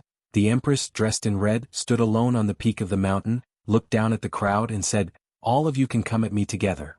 Then the empress would fight the crowd alone. When the crowd was no match for her, they would form a formation and he would throw dozens of fortified smoke grenades, causing the crowd to flee. He would make a great contribution and receive a kiss from the empress. Or, in a crisis, he would bring the empress back to Earth to recuperate for a few days. When he returned, he would see Shiwanya's face. In short, the beginning and ending of the story should be like this. However, the beginning of the story was completely different from what Rinpoche had imagined. He worked hard to infiltrate the enemy's camp, and the empress sold him out with just one sentence. Rinpoche looked around. At present, no one was sure who the empress was talking to, but many people were already looking at him. If he shouted, "Your Majesty, it's great to see you. I miss you so much," would they beat him up? Would the empress be able to save him in time? Rinpoche felt that it was better to be more careful. Rinpoche sneered and said, "Humph, you didn't expect this, did you? You didn't expect to see me here, did you?" When everyone heard this, they realized that Yi Yunxian had met Qi Zixiao before. And had a feud? In that case, Yi Yunxian was much more powerful than they had imagined. What kind of person was able to become enemies with Qi Zixiao and survive? He definitely wasn't just an envoy from the Yin nation. Everyone looked at Rinpoche in a different light. Rinpoche stepped forward and everyone made way for him, waiting to see the confrontation between him and the empress. The empress didn't expect Rinpoche to reply so coldly. She felt a pain in her heart, raised her eyebrows and looked at him coldly. Rinpoche was only a few dozen meters away from the empress. As he passed through the crowd, he was on tenterhooks. When he stood in front of the crowd, he immediately relaxed and put on a warm smile. "You didn't expect me to wait for you here, right? I missed you so much." 1 step, 2 steps, 3 steps and then a pounce. Then the empress dodged, gave him a princess hug and threw him to the ground. Everyone around them was stunned. What was going on? His tone just now gave everyone the impression that the two of them knew each other, and that there was a deep hatred between them. However, in the blink of an eye, it was true that the two of them had gotten to know each other, but their deep hatred had turned into affection? The change in style was too fast, so fast that no one could react. "Who are you?" Someone immediately reacted and shouted. This person was definitely not someone from the Yun nation. It was impossible for the people of the Yun nation to be on Qi Zixiao's side. Rinpoche turned his head and looked around. Everyone was looking at him and many of them looked angry at being deceived. Although he hadn't been in the mood to make friends with these people, he had gotten to know quite a few people. There were people from the Golden Ring House, experts from the Northern Alliance, people from the Southern Metropolis, and people from other sections. At this moment, all of them were looking at him with confusion and anger. "Sorry, I'm a police officer." Rinpoche looked at the crowd. He didn't have a bad impression of many people here. Before he came into contact with it, the number of people who died was just a number. He never cared about such numbers, didn't care and didn't think too much about it. But after coming into contact with them, each and every one of them had flesh and blood in his mind. He sighed and continued, "You are bandits, I am an official, we are not the same people. But to be honest, all you want is to walk out of here. I came here for this purpose. You don't have to be so anxious." However, it was already too late to say this. All the experts in Tianjing Basin were here, and he couldn't possibly make them retreat obediently just by saying a few words. Therefore he didn't want to waste his breath. "Cut the crap. You're obviously not from the ancient race, yet you're Qi Zixiao's dog. That's a disgrace to our ancestors." Someone scolded from below, followed by a wave of curses. Seeing this, the Water Empress's gaze turned even colder. Her killing intent intensified as she memorized every single person who spoke up. He could scold them but others couldn't. Whoever cursed he would kill. "I know who he is," someone else said. "You're the gigolo that Qi Zixiao found, right?" Rinpoche touched his face. His reputation had spread all the way here. "Handsome is only on the surface. After interacting with me for a long time, you will realize that I'm more beautiful and handsome inside." Rinpoche sighed. "Who said you were handsome? Don't you have any shame? Are you doubting Her Majesty's judgment?" Rinpoche retorted. Everyone's anger and contempt were unmistakable. Everyone from the Golden Ring residence frowned and looked at their chief. Zhang Changkong stroked his beard with a complicated look in his eyes. He didn't expect that he would personally send a spy to the hidden village. He was filled with regret, anger, and some other thoughts. He didn't know what exactly was going on in his mind. In any case, no one dared to spit in front of the two of them. After all, the Empress was standing beside Rinpoche. Even if they came with the mentality of death, they couldn't ignore the Empress's status and strength. All of you shut up. Qingyun's sword frowned as he looked at the farce below. We've made a fool of ourselves in front of your majesty, Qingyun's sword said.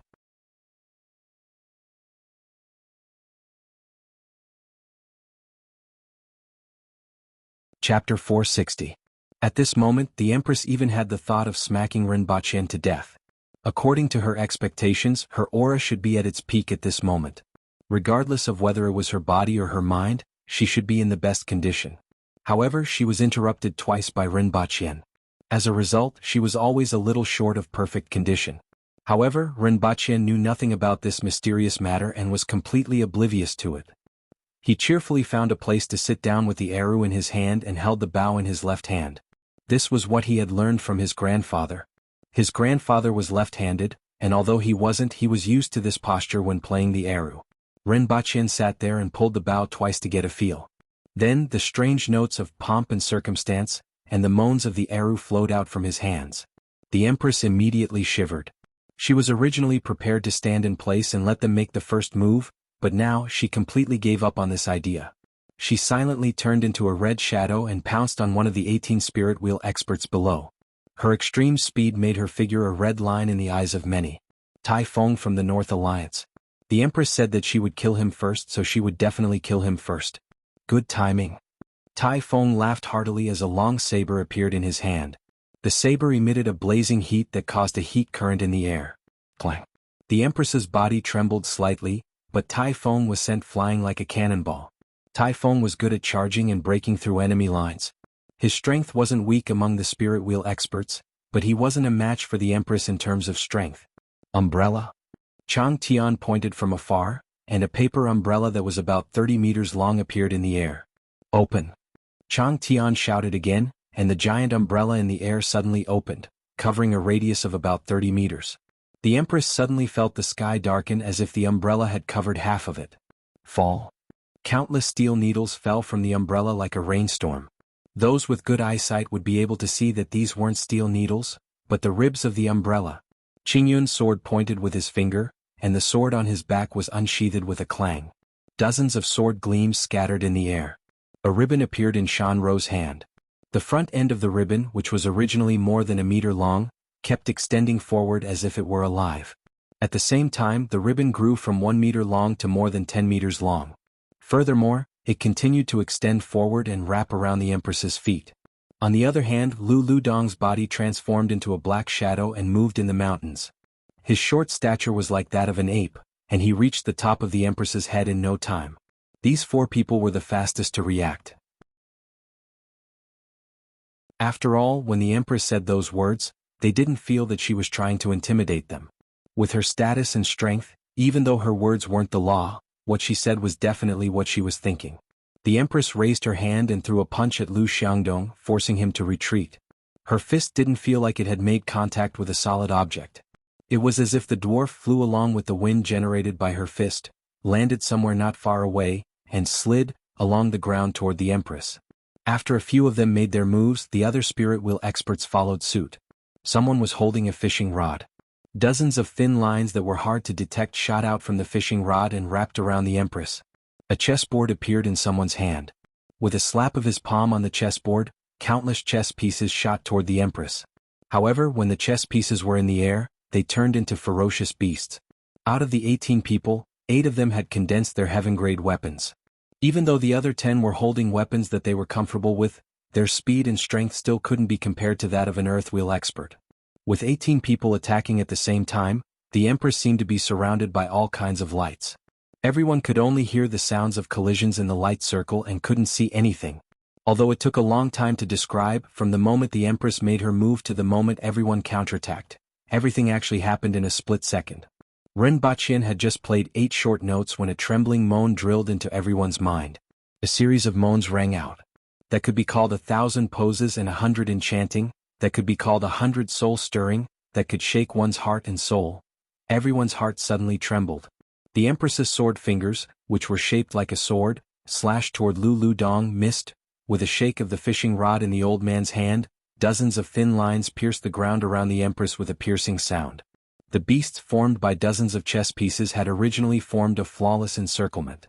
However, 2 of the beasts suddenly slowed down and revealed a few flaws. The others were more or less affected by this series of moans. All of them wanted to turn their heads to look, but they resisted the urge. Their moves unconsciously slowed down by a little, and there were loopholes in their coordination with each other. When experts exchanged blows, there was a fine line of difference, let alone an expert like the Empress. She threw a few punches in succession at the spirit wheel expert who was holding the chessboard. After exchanging blows with him, she borrowed the momentum to pounce toward Qing Yun's sword. While in the air, purplish-red lines began to appear on the surface of her body.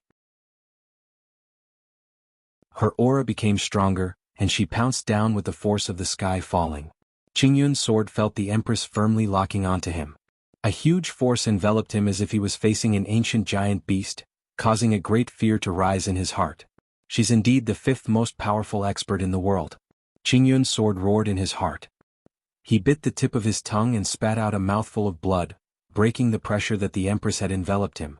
Then he used 2 of his fingers to form a sword and slowly drew it in the air. Following his fingers, Qing Yun's sword, who was floating 1 meter above his head, turned into countless rays of light that surrounded the Empress as if they wanted to mince her into pieces. "Get lost," the Empress shouted. Her hands flicked around her body, producing a clanging sound. Clang.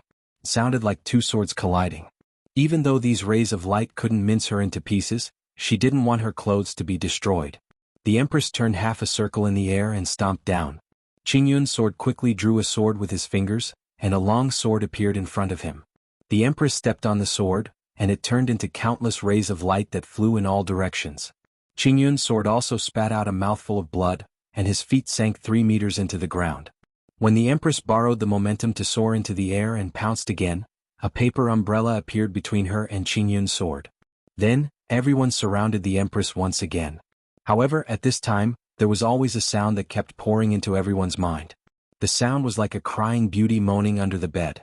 It wouldn't have been a big deal if that was the case, but this sound was strange and had never been heard before. It made people restless and unconsciously affected.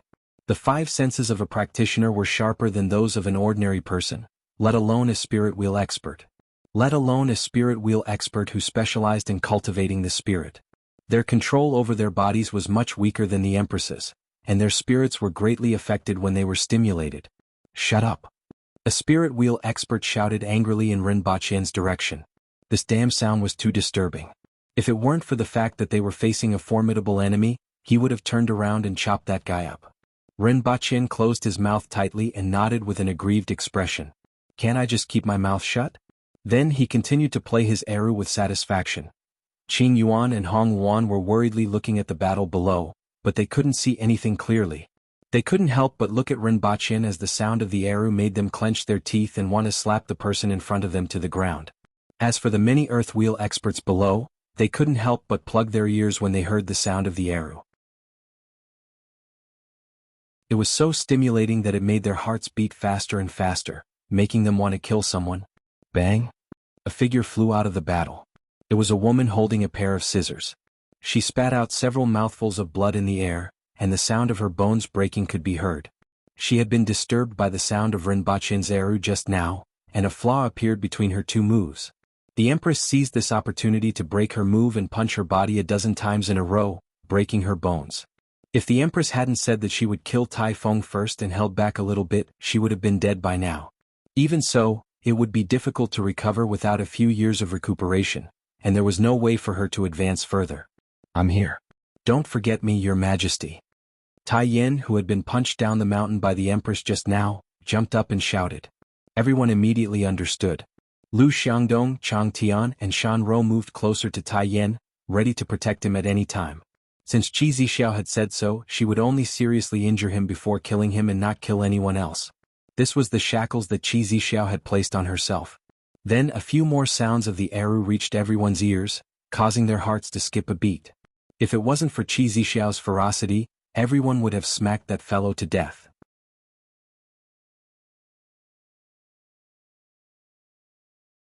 Chapter 461. When that familiar tune sounded again, the veins on everyone's forehead bulged. It would have been fine if it was just unpleasant to listen to, but the sound of the zither always made everyone quiver, and their movements inevitably became flawed. "Stop her, I'll go." A man shouted, turned around and pounced up the mountain. The others immediately filled the gap left by him. The Empress's eyes flashed coldly. "You're courting death. Beating up her own people in front of her?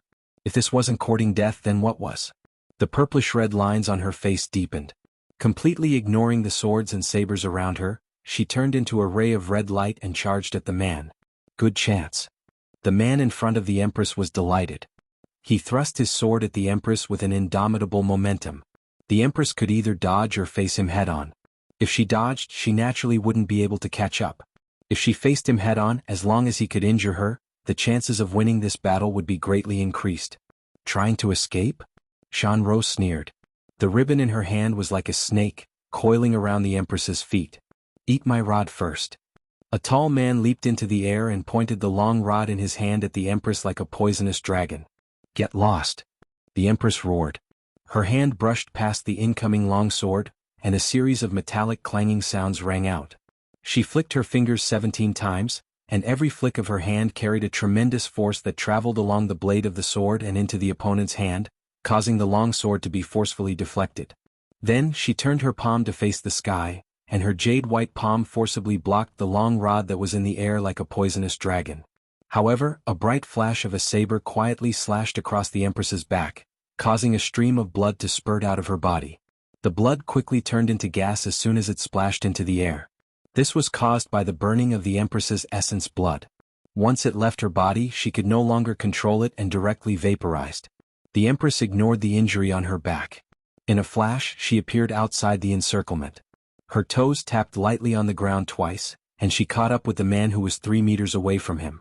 "Be careful." Everyone was shocked. The reason wasn't that the Empress broke through the encirclement so easily. They didn't even manage to injure her. It was because there was a ribbon wrapped around her feet, and there was a person on the other end of the ribbon. Shan Rose was actually dragged out by the Empress. "Let me help you." A few of them shouted one after another. They grabbed the ribbon that was connected to Shan Rose and the Empress while the rest of them pounced toward the Empress. The Empress saw that the person in front of her was only 3 meters away. Just one more step and she would be able to catch him. At this moment she felt a strong force coming from beneath her feet, causing her to pause. One end of the ribbon was tied to the Empress, while the other end was held in the hands of 5 or 6 people. It was like a tug-of-war. However, there were still 10 figures pouncing toward the Empress. The Empress was furious. The wrinkles on her face became darker, and her skin started to turn red. She stomped on the ground, and a force that was much greater than before was transmitted through the ribbon. Everyone was caught unprepared, and one by one, they lost their balance and were dragged away. The rubble under the Empress's feet was sent flying. When she scurried away, there was only a huge pit left in her original position. Using this momentum, she finally caught up with the person in front of her. That person turned over and threw out dozens of bone needles, followed by 6 iron awls that were as thick as fingers. The short spear in his hand suddenly turned into a long spear. He shouted, "Break!" Like a flood dragon, the spear pierced through the air and headed toward the Empress. The Empress placed her hands in front of her and allowed the dozens of bone needles to hit her body. She circulated her blood essence, and the bone needles that had just pierced through her skin turned into powder. 6 iron needles landed in the Empress's hands in a flash. She turned her hand and threw them at the people chasing behind her. Everyone was shocked and prepared to dodge. With the strength of the Empress and these specially made iron awls, if they hit a person's body, it would create a bowl-sized hole. Then they saw that the nearest iron awl was 3 meters away from them, and it flew past them just like that. Suddenly, the Empress's arms seemed to have no bones as it wrapped around the opponent's long spear. With a twist and a shake, that person immediately lost his grip on the spear handle, and the spear flew straight into the air. At a speed that was difficult for everyone to see, the Empress pointed 7 times in a row at the chest of that person. "What kind of finger is this?" That person was immediately motionless like a clay puppet after being pointed by the Empress. He muttered to himself, "You're already dead." The Empress didn't even look at him. However, before he died, there was one more person that had to be killed first. She turned around and pounced behind her, but a stone under her feet flew toward Rinpochen. The sound of Rinpochen's arrow not only upset the others, but also made her feel anxious. This stone went straight for the arrow in Rinpochen's hand. The strength of the stone was extremely good, and it was just enough to smash the arrow.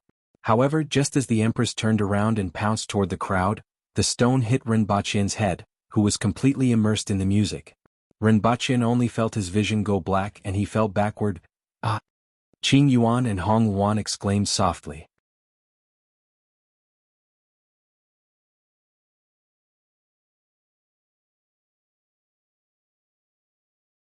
Chapter 462.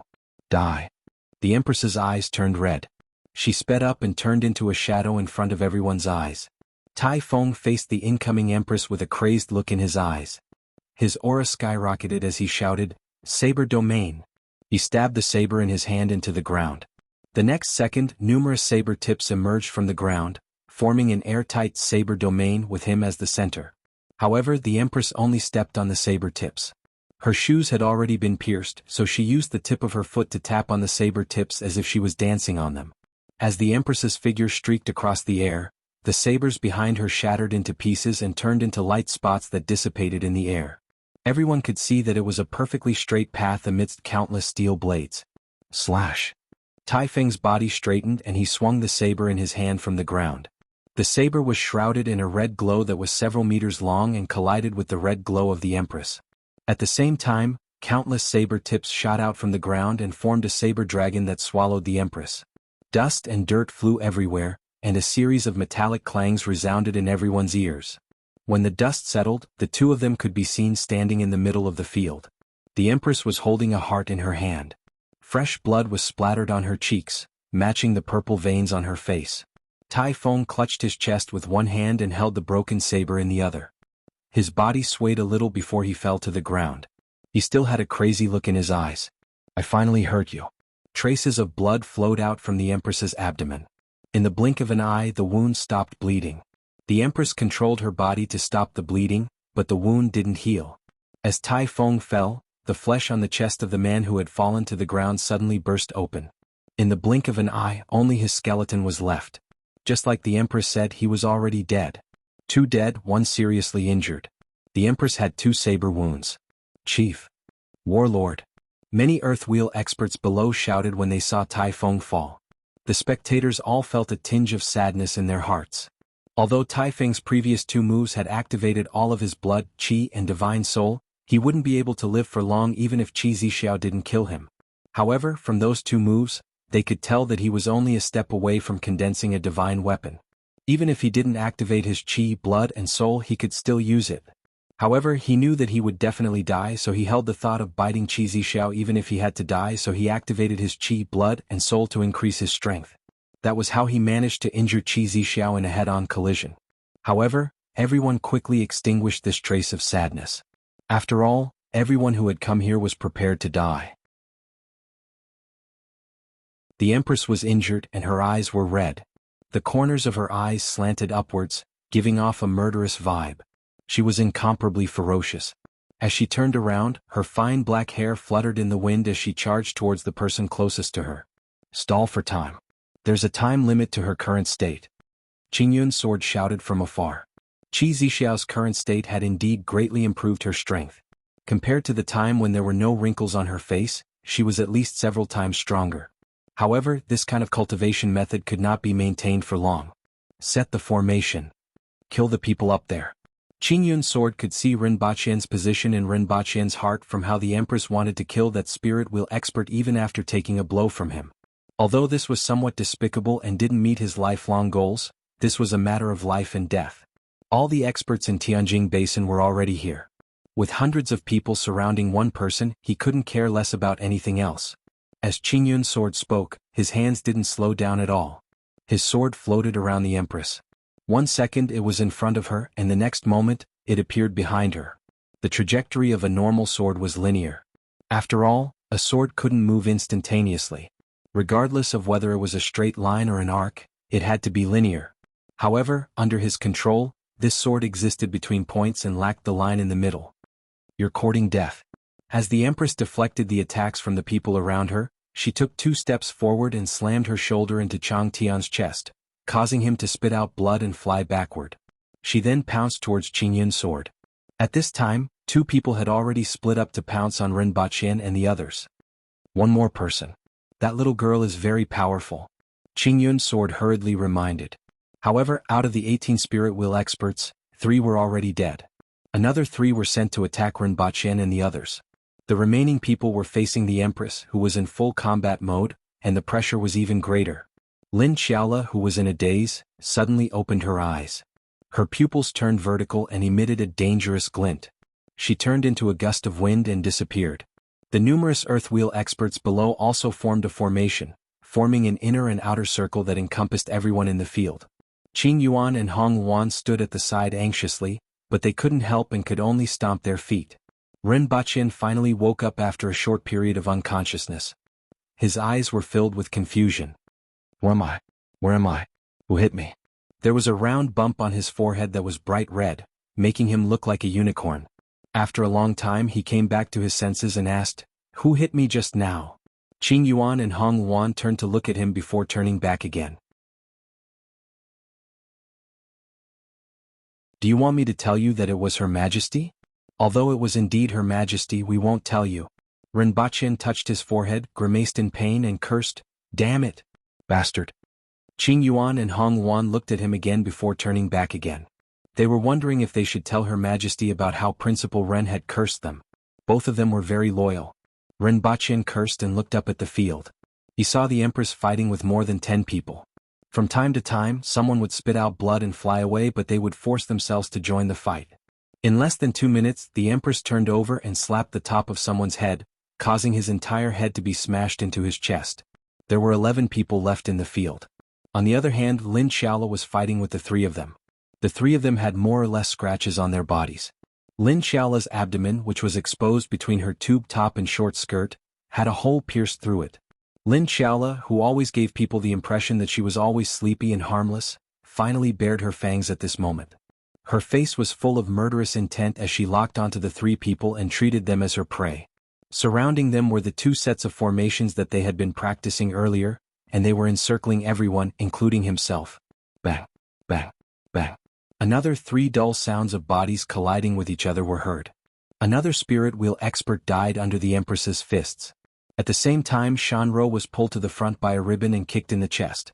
Her entire chest caved in and she kept spitting out blood in the air. Another 3-inch long wound appeared on the Empress's leg, and blood flowed continuously. At this moment, the Empress's eyes had turned completely red, and the veins on her body seemed to have solidified. Her aura was even stronger than before she was injured. This made everyone tremble in fear. After all, the current Qi Zixiao didn't feel like a human at all, but more like a ferocious beast that had awakened from ancient times. Even in the face of so many spirit wheel experts, she was still able to suppress them. Since the start of the battle, at least 3 people had died and 2 were seriously injured. It was unknown whether Shanro could survive. Excluding the other 3, there were still 10 people in the field. The most important thing was that they didn't know how long she could continue in this state. Life and death battles were extremely fierce, and life and death could be decided in an instant. If she continued in this state for another 15 minutes, there would be no one left alive. The more people died, the less people were left. The greater the pressure, the faster the collapse. Everyone understood this principle. Qing Yun's sword understood what everyone was thinking. Even he thought, it's hard to match a human's strength. How can a human be so strong?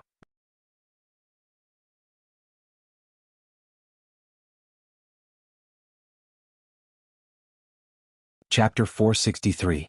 Previously, Qing Yun's sword divided the earth wheel experts into 2 groups, and one of them formed the Heavenly Stars formation. This formation was divided into 5 parts, namely the Qi, Ji, Hui, Shan, and Exterminate sections. Each section had 36 people, and each section was an individual formation. In other words, each section could be used to form a separate formation against the enemy, and the 5 sections combined to form a large formation. Ren Baqin wasn't in the formation and wasn't very clear about the specifics. According to what he heard, this formation was specially designed to trap people. Even if Qing Yun's sword was trapped in the formation, it would be difficult for him to escape. The Moonplate formation was divided into 6 sections, and each section could launch an attack equivalent to the strength of a spirit wheel expert. This formation was equivalent to having 6 more spirit wheel experts. When the 6 sections combined, they could launch an attack that was far superior to that of a spirit wheel expert. However, this formation was only good at long-range attacks. If one was forced into the formation, it would automatically become chaotic. If 6 people were forced into the 6 sections at the same time, the formation would naturally collapse. These 2 formations were specially prepared by Qingyun's sword for the Empress. Following Qingyun's sword's orders, the people in the Heavenly Stars formation divided into 5 sections and surrounded the crowd. Each section had 36 people, and as the crowd closed in, the gap between the 2 sections became smaller and smaller until the 5 sections were connected together to form a large formation. Rinpoche looked back and saw that one of the sections was right behind him. The 36 people were constantly changing positions, and Rinpoche even saw a few familiar faces among them. Everyone from the Golden Ring residence fixed their eyes on him. Rinpoche was sent to the hidden village by the people from the Golden Ring residence, so the Golden Ring residence was inextricably involved. At this moment, no one cared about this matter in the midst of a great battle. After this battle, someone would definitely bring it up, and the Golden Ring residence would have to give everyone an explanation. The best explanation was to kill Rinpoche. Although the Heavenly Stars formation was used to trap people, it could also kill people, just that it wasn't as powerful as the Moonplate formation. If Rinpoche stood in place and didn't move, he would be sucked into the formation, killed, or trapped inside when the 5 sections combined. However, those spirit wheel experts were fighting. Even though they were controlling their strength and making it more concentrated, every punch and sword strike would create a large pit or deep ravine in the ground. If Rinpoche were to get caught up in the fight, he was afraid that the aftermath of the fight would cause him to die without a burial place even without the help of others. If he moved, the top would be blocked and he could only retreat downward, which would still result in death. Fortunately, I made some preparations beforehand. Rinpoche heaved a sigh of relief. He took out a smoke grenade from the box and tossed it in his hand. After estimating the distance, he threw the smoke grenade along the side of the mountain. It landed right in front of everyone. Rinpoche was worried that it wasn't powerful enough, so he threw another one before looking up anxiously. Be careful of poison. When everyone saw the white smoke coming out of the strange-looking thing that Rinpoche had thrown over, they immediately held their breaths, and their formation was slightly disrupted. Then an indescribable, unimaginable and unbearable stench began to drift along with the smoke, drilling directly into people's noses. Everyone held their breath as they passed through the smoke. The moment they took a breath, they felt as if their heads had been smashed by a sledgehammer. A foul stench rushed into their nostrils, causing them to see stars. They even used their hands to choke their throats, making it difficult for them to breathe. Tears flowed down his cheeks uncontrollably.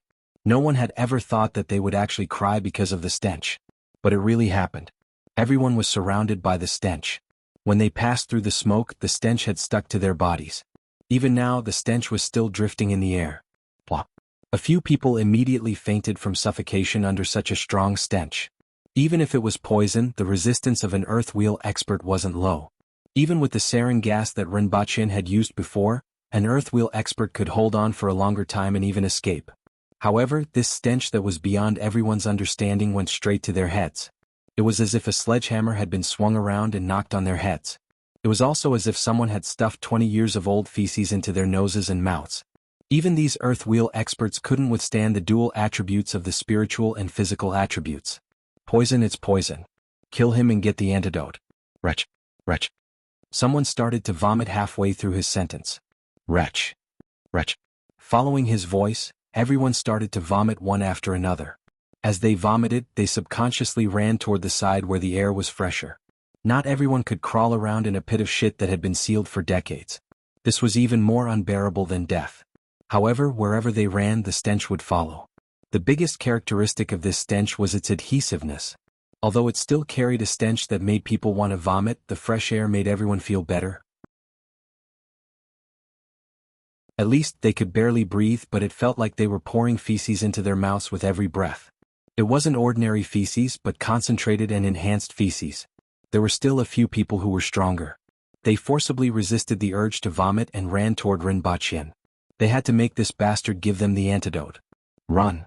Rinpoche saw that the fortified smoke grenades couldn't stop them and quickly ran down the mountain. However, apart from the spirit wheel experts fighting, there was also a large formation. Where could they run to? He stuffed the box into Qing Yuan's hands, took out a smoke grenade, and threw it toward the earth wheel experts who were forming a formation in the distance. Wretch. Wretch. A total of more than a dozen smoke grenades were thrown, and the two formations that were originally formed collapsed. A breeze blew past. Rinpoche's eyes widened, and his head almost fell to the ground. It was simply too smelly. It was an indescribable stench. It was as if 1,000 rubber tires were piled up and burning around him, suffocating him and making him unable to breathe. Even if he held his breath, this stench would go straight to his brain and make him burst into tears. Canned herring? Rinpoche felt that he would rather eat canned herring every day than smell this stench. How could man-made edible food compare to the prehistoric power of heaven and earth? There was no comparison at all. Wretch. Rinpoche's face turned green. He vomited as he ran, smelling the stench that came from all directions. This scream came from the spirit wheel expert that Lin Xiaola was fighting. Lin Xiaola was lying on his back with one of her legs twisted into the shape of a fried dough twist. Her hands were tightly locked onto his arms, and her teeth were firmly biting into his neck. As the spirit wheel expert struggled, a large piece of flesh was torn off by Lin Xiaola. A breeze blew past, and Lin Xiaola screamed like a cat whose tail had been stepped on. She kicked the back of the spirit wheel expert with one leg and jumped about 3 meters into the air. There's poison. Hold your breath. The other two spirit wheel experts with claw marks on their faces smelled the stench and immediately blacked out. If Lin Xiaola had seized the opportunity at this moment, it wouldn't have been a problem for her to kill at least one more person. However, at this moment she was even more miserable than the other two. She kept screaming in the air as her tears flowed like a river. Her sense of smell was originally stronger than that of a human's, and this stench was several times more harmful to her. She almost fainted. After landing on the ground, she immediately turned into a gust of wind and looked around for a less smelly place. In the end, she directly collided with Rinpoche, causing him to tumble. Lin Xiaola fell to the ground and couldn't stop wailing. Her sorrow flowed like a river. On the other side, the Empress's eyes were originally covered with a layer of blood, and even her pupils had shrunk to the size of a needle tip. Waves of ruthless and murderous thoughts filled her mind, trying to drown her last trace of clarity. However, a breeze blew past, and the Empress's pupils instantly dilated. Her body disappeared from the crowd like lightning. It was so smelly that her vision turned black. She had never smelled such a stench in her entire life. The extreme stench woke her up in an instant, but she would rather not wake up. It wasn't only her, but the others also didn't smell it. All of their faces turned green and they held their breaths. They wanted to vomit but didn't dare to. Once they vomited, they would definitely inhale. The scene quieted down in an instant. The Empress landed beside Rinpoche and wanted to speak, but before she could speak, she covered her mouth first. At this moment, Rinpoche's face was also green. It was too smelly and he was about to suffocate. He didn't expect the added ingredients to be so powerful. He gestured to the Empress with one hand and dragged Lin Xiaola, who had fallen to the ground, with the other. The Empress pulled Qing Yuan and Hong Yuan along. In the next second, everyone disappeared from the scene. All that was left behind was a stench that made it hard for everyone to breathe. When the crowd outside saw that Qi Zixiao and the others had suddenly disappeared, they were surprised and dispersed to a distant place with better air circulation, maintaining their encirclement. They didn't believe that Qi Zixiao had disappeared just like that. However, the stench followed them like a maggot attached to a bone. No matter where they went, they could smell it. Wretch. After another half a day, everyone discovered a terrifying fact. Even bathing couldn't wash away the stench from their bodies.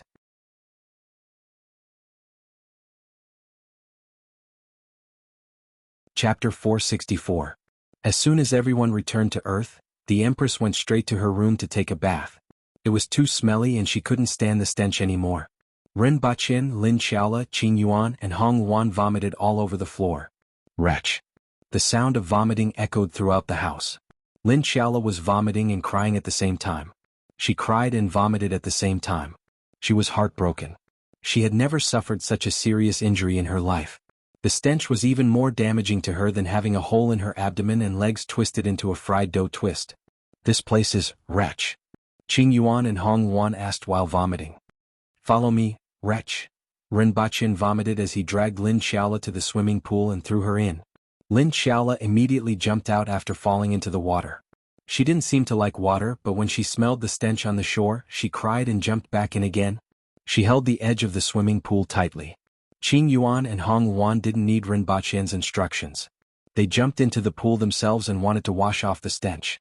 Rinpoche threw them into the swimming pool and felt suffocated.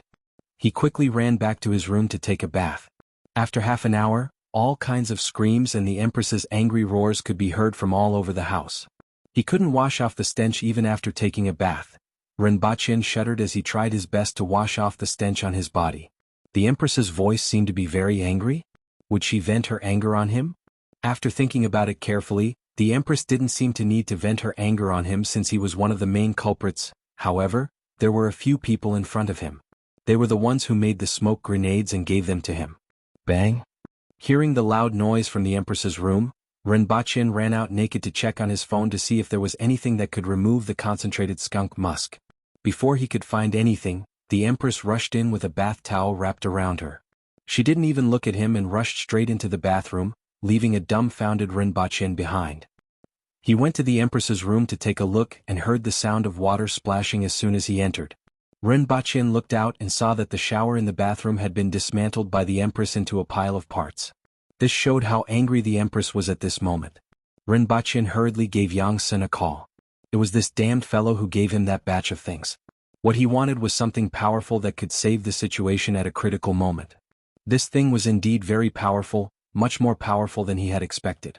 However, the side effects were also very powerful, much more powerful than he had expected.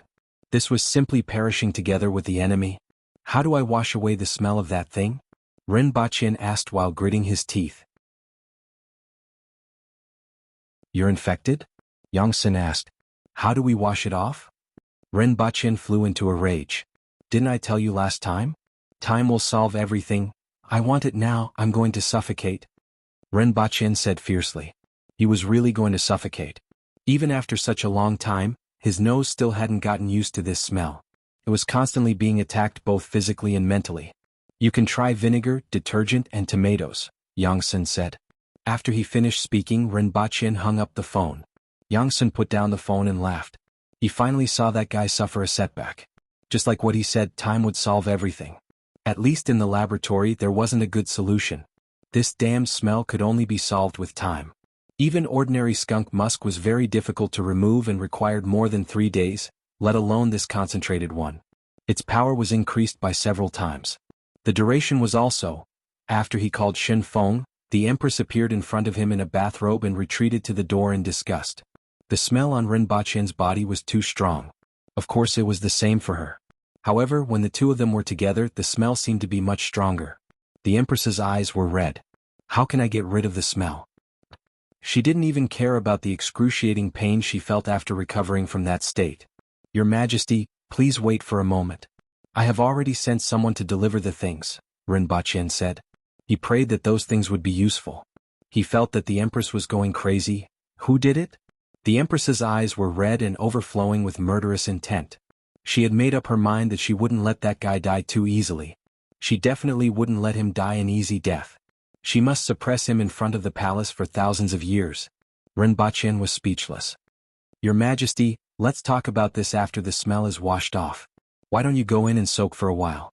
At least you will feel better after soaking in the water. After the Empress left, Rinpoche heaved a sigh of relief. The Empress was going crazy.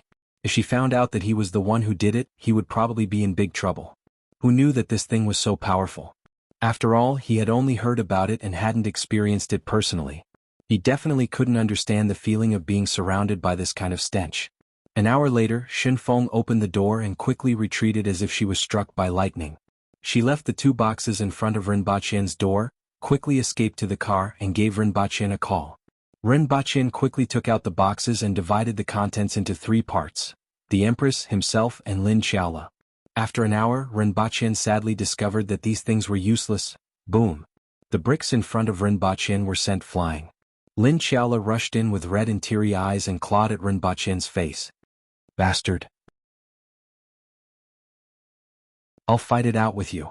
Lin Xiaola finally knew that this bastard was the culprit. Boom! Boom! There were 2 consecutive loud noises. The Empress broke through the wall of Rinpoche's bathroom and sent Lin Xiaola flying with a punch. Overflowing with murderous intent, she said, "If you hit him, I'll kill you first." I'm going to fight it out with that bastard. It's all that bastard's doing. Upon hearing this, the murderous empress's face immediately darkened. She looked at Rinpochen coldly and asked, "You did it?" Rinpochen immediately broke out in a cold sweat. "Your Majesty, I've sweated for the country. I've bled for the front line." 5 minutes later, Rinpochen had a big bump on his head and claw marks all over his face. He was wearing only a pair of underpants and was tied up and hung outside the window. He wondered if he should give up on young senator, thinking about the consequences. He was afraid that the Messier 87 department would be massacred by the Empress. Forget it, it was better to bear it himself. Otherwise, something big would definitely happen. Who asked him to be stubborn? He was a stubborn person. This is life. After hanging outside the window for a day, Rinpochen felt that the smell wasn't that bad. It was just a little like the smell of rotting animal corpses soaked together with feces from the open-air toilets in summer. Although he had never smelled rotting animal corpses before, the smell made him feel like he was soaking in a pool filled with those things. Well, the smell was a little terrible. He recalled his lost youth while feeling nauseous. After an unknown amount of time, he finally heard the window above him open. "Your Majesty, I've bled for the country. Everything I've done is for your Majesty." "Eh? Your Majesty? What's in your hand? Where did you get the whip from?" On Mount Wu, an old man was sitting cross-legged on a rock by the stream. "Master, I've brought you medicine and a change of clothes," 2 young disciples shouted from afar. "Come over and talk. Why are you standing so far away?" The old man opened his eyes and a glint flashed across them. "Master, this is fine." The 2 disciples smiled awkwardly. Previously, the 2 of them didn't take it seriously and almost fainted. After experiencing it once, the 2 of them really didn't want to experience it again. Public morals are degenerating with each passing day. A trace of sorrow flashed across the old man's face. Wasn't it just a little smelly? Just as he thought of this, a gust of wind blew past and his stomach churned again. Ugh! There were many people who had the same experience as him. One had to know that those who were afflicted were at least at the earth wheel level. Almost all of them were old experts or higher-ups from various sections. When had they ever encountered such an encounter, smelled such a stench and suffered like this? This smell had exceeded the limits of what humans could tolerate. Killing people was just a matter of nodding one's head to the ground. Now, with this stench on their bodies, the wind could blow for 300 meters. Not to mention others, even their own disciples weren't willing to be near them. Even they despised themselves. You're tuning in to the Han Lee's Wuxia Chronicles YouTube channel. We're so grateful for your support, and don't forget to subscribe to join us on this incredible journey through captivating stories. Your generosity through donations truly makes a world of difference, as it's the primary source of revenue that allows me to expand and enhance this channel for you. Thank you from the bottom of my heart for being a part of this adventure.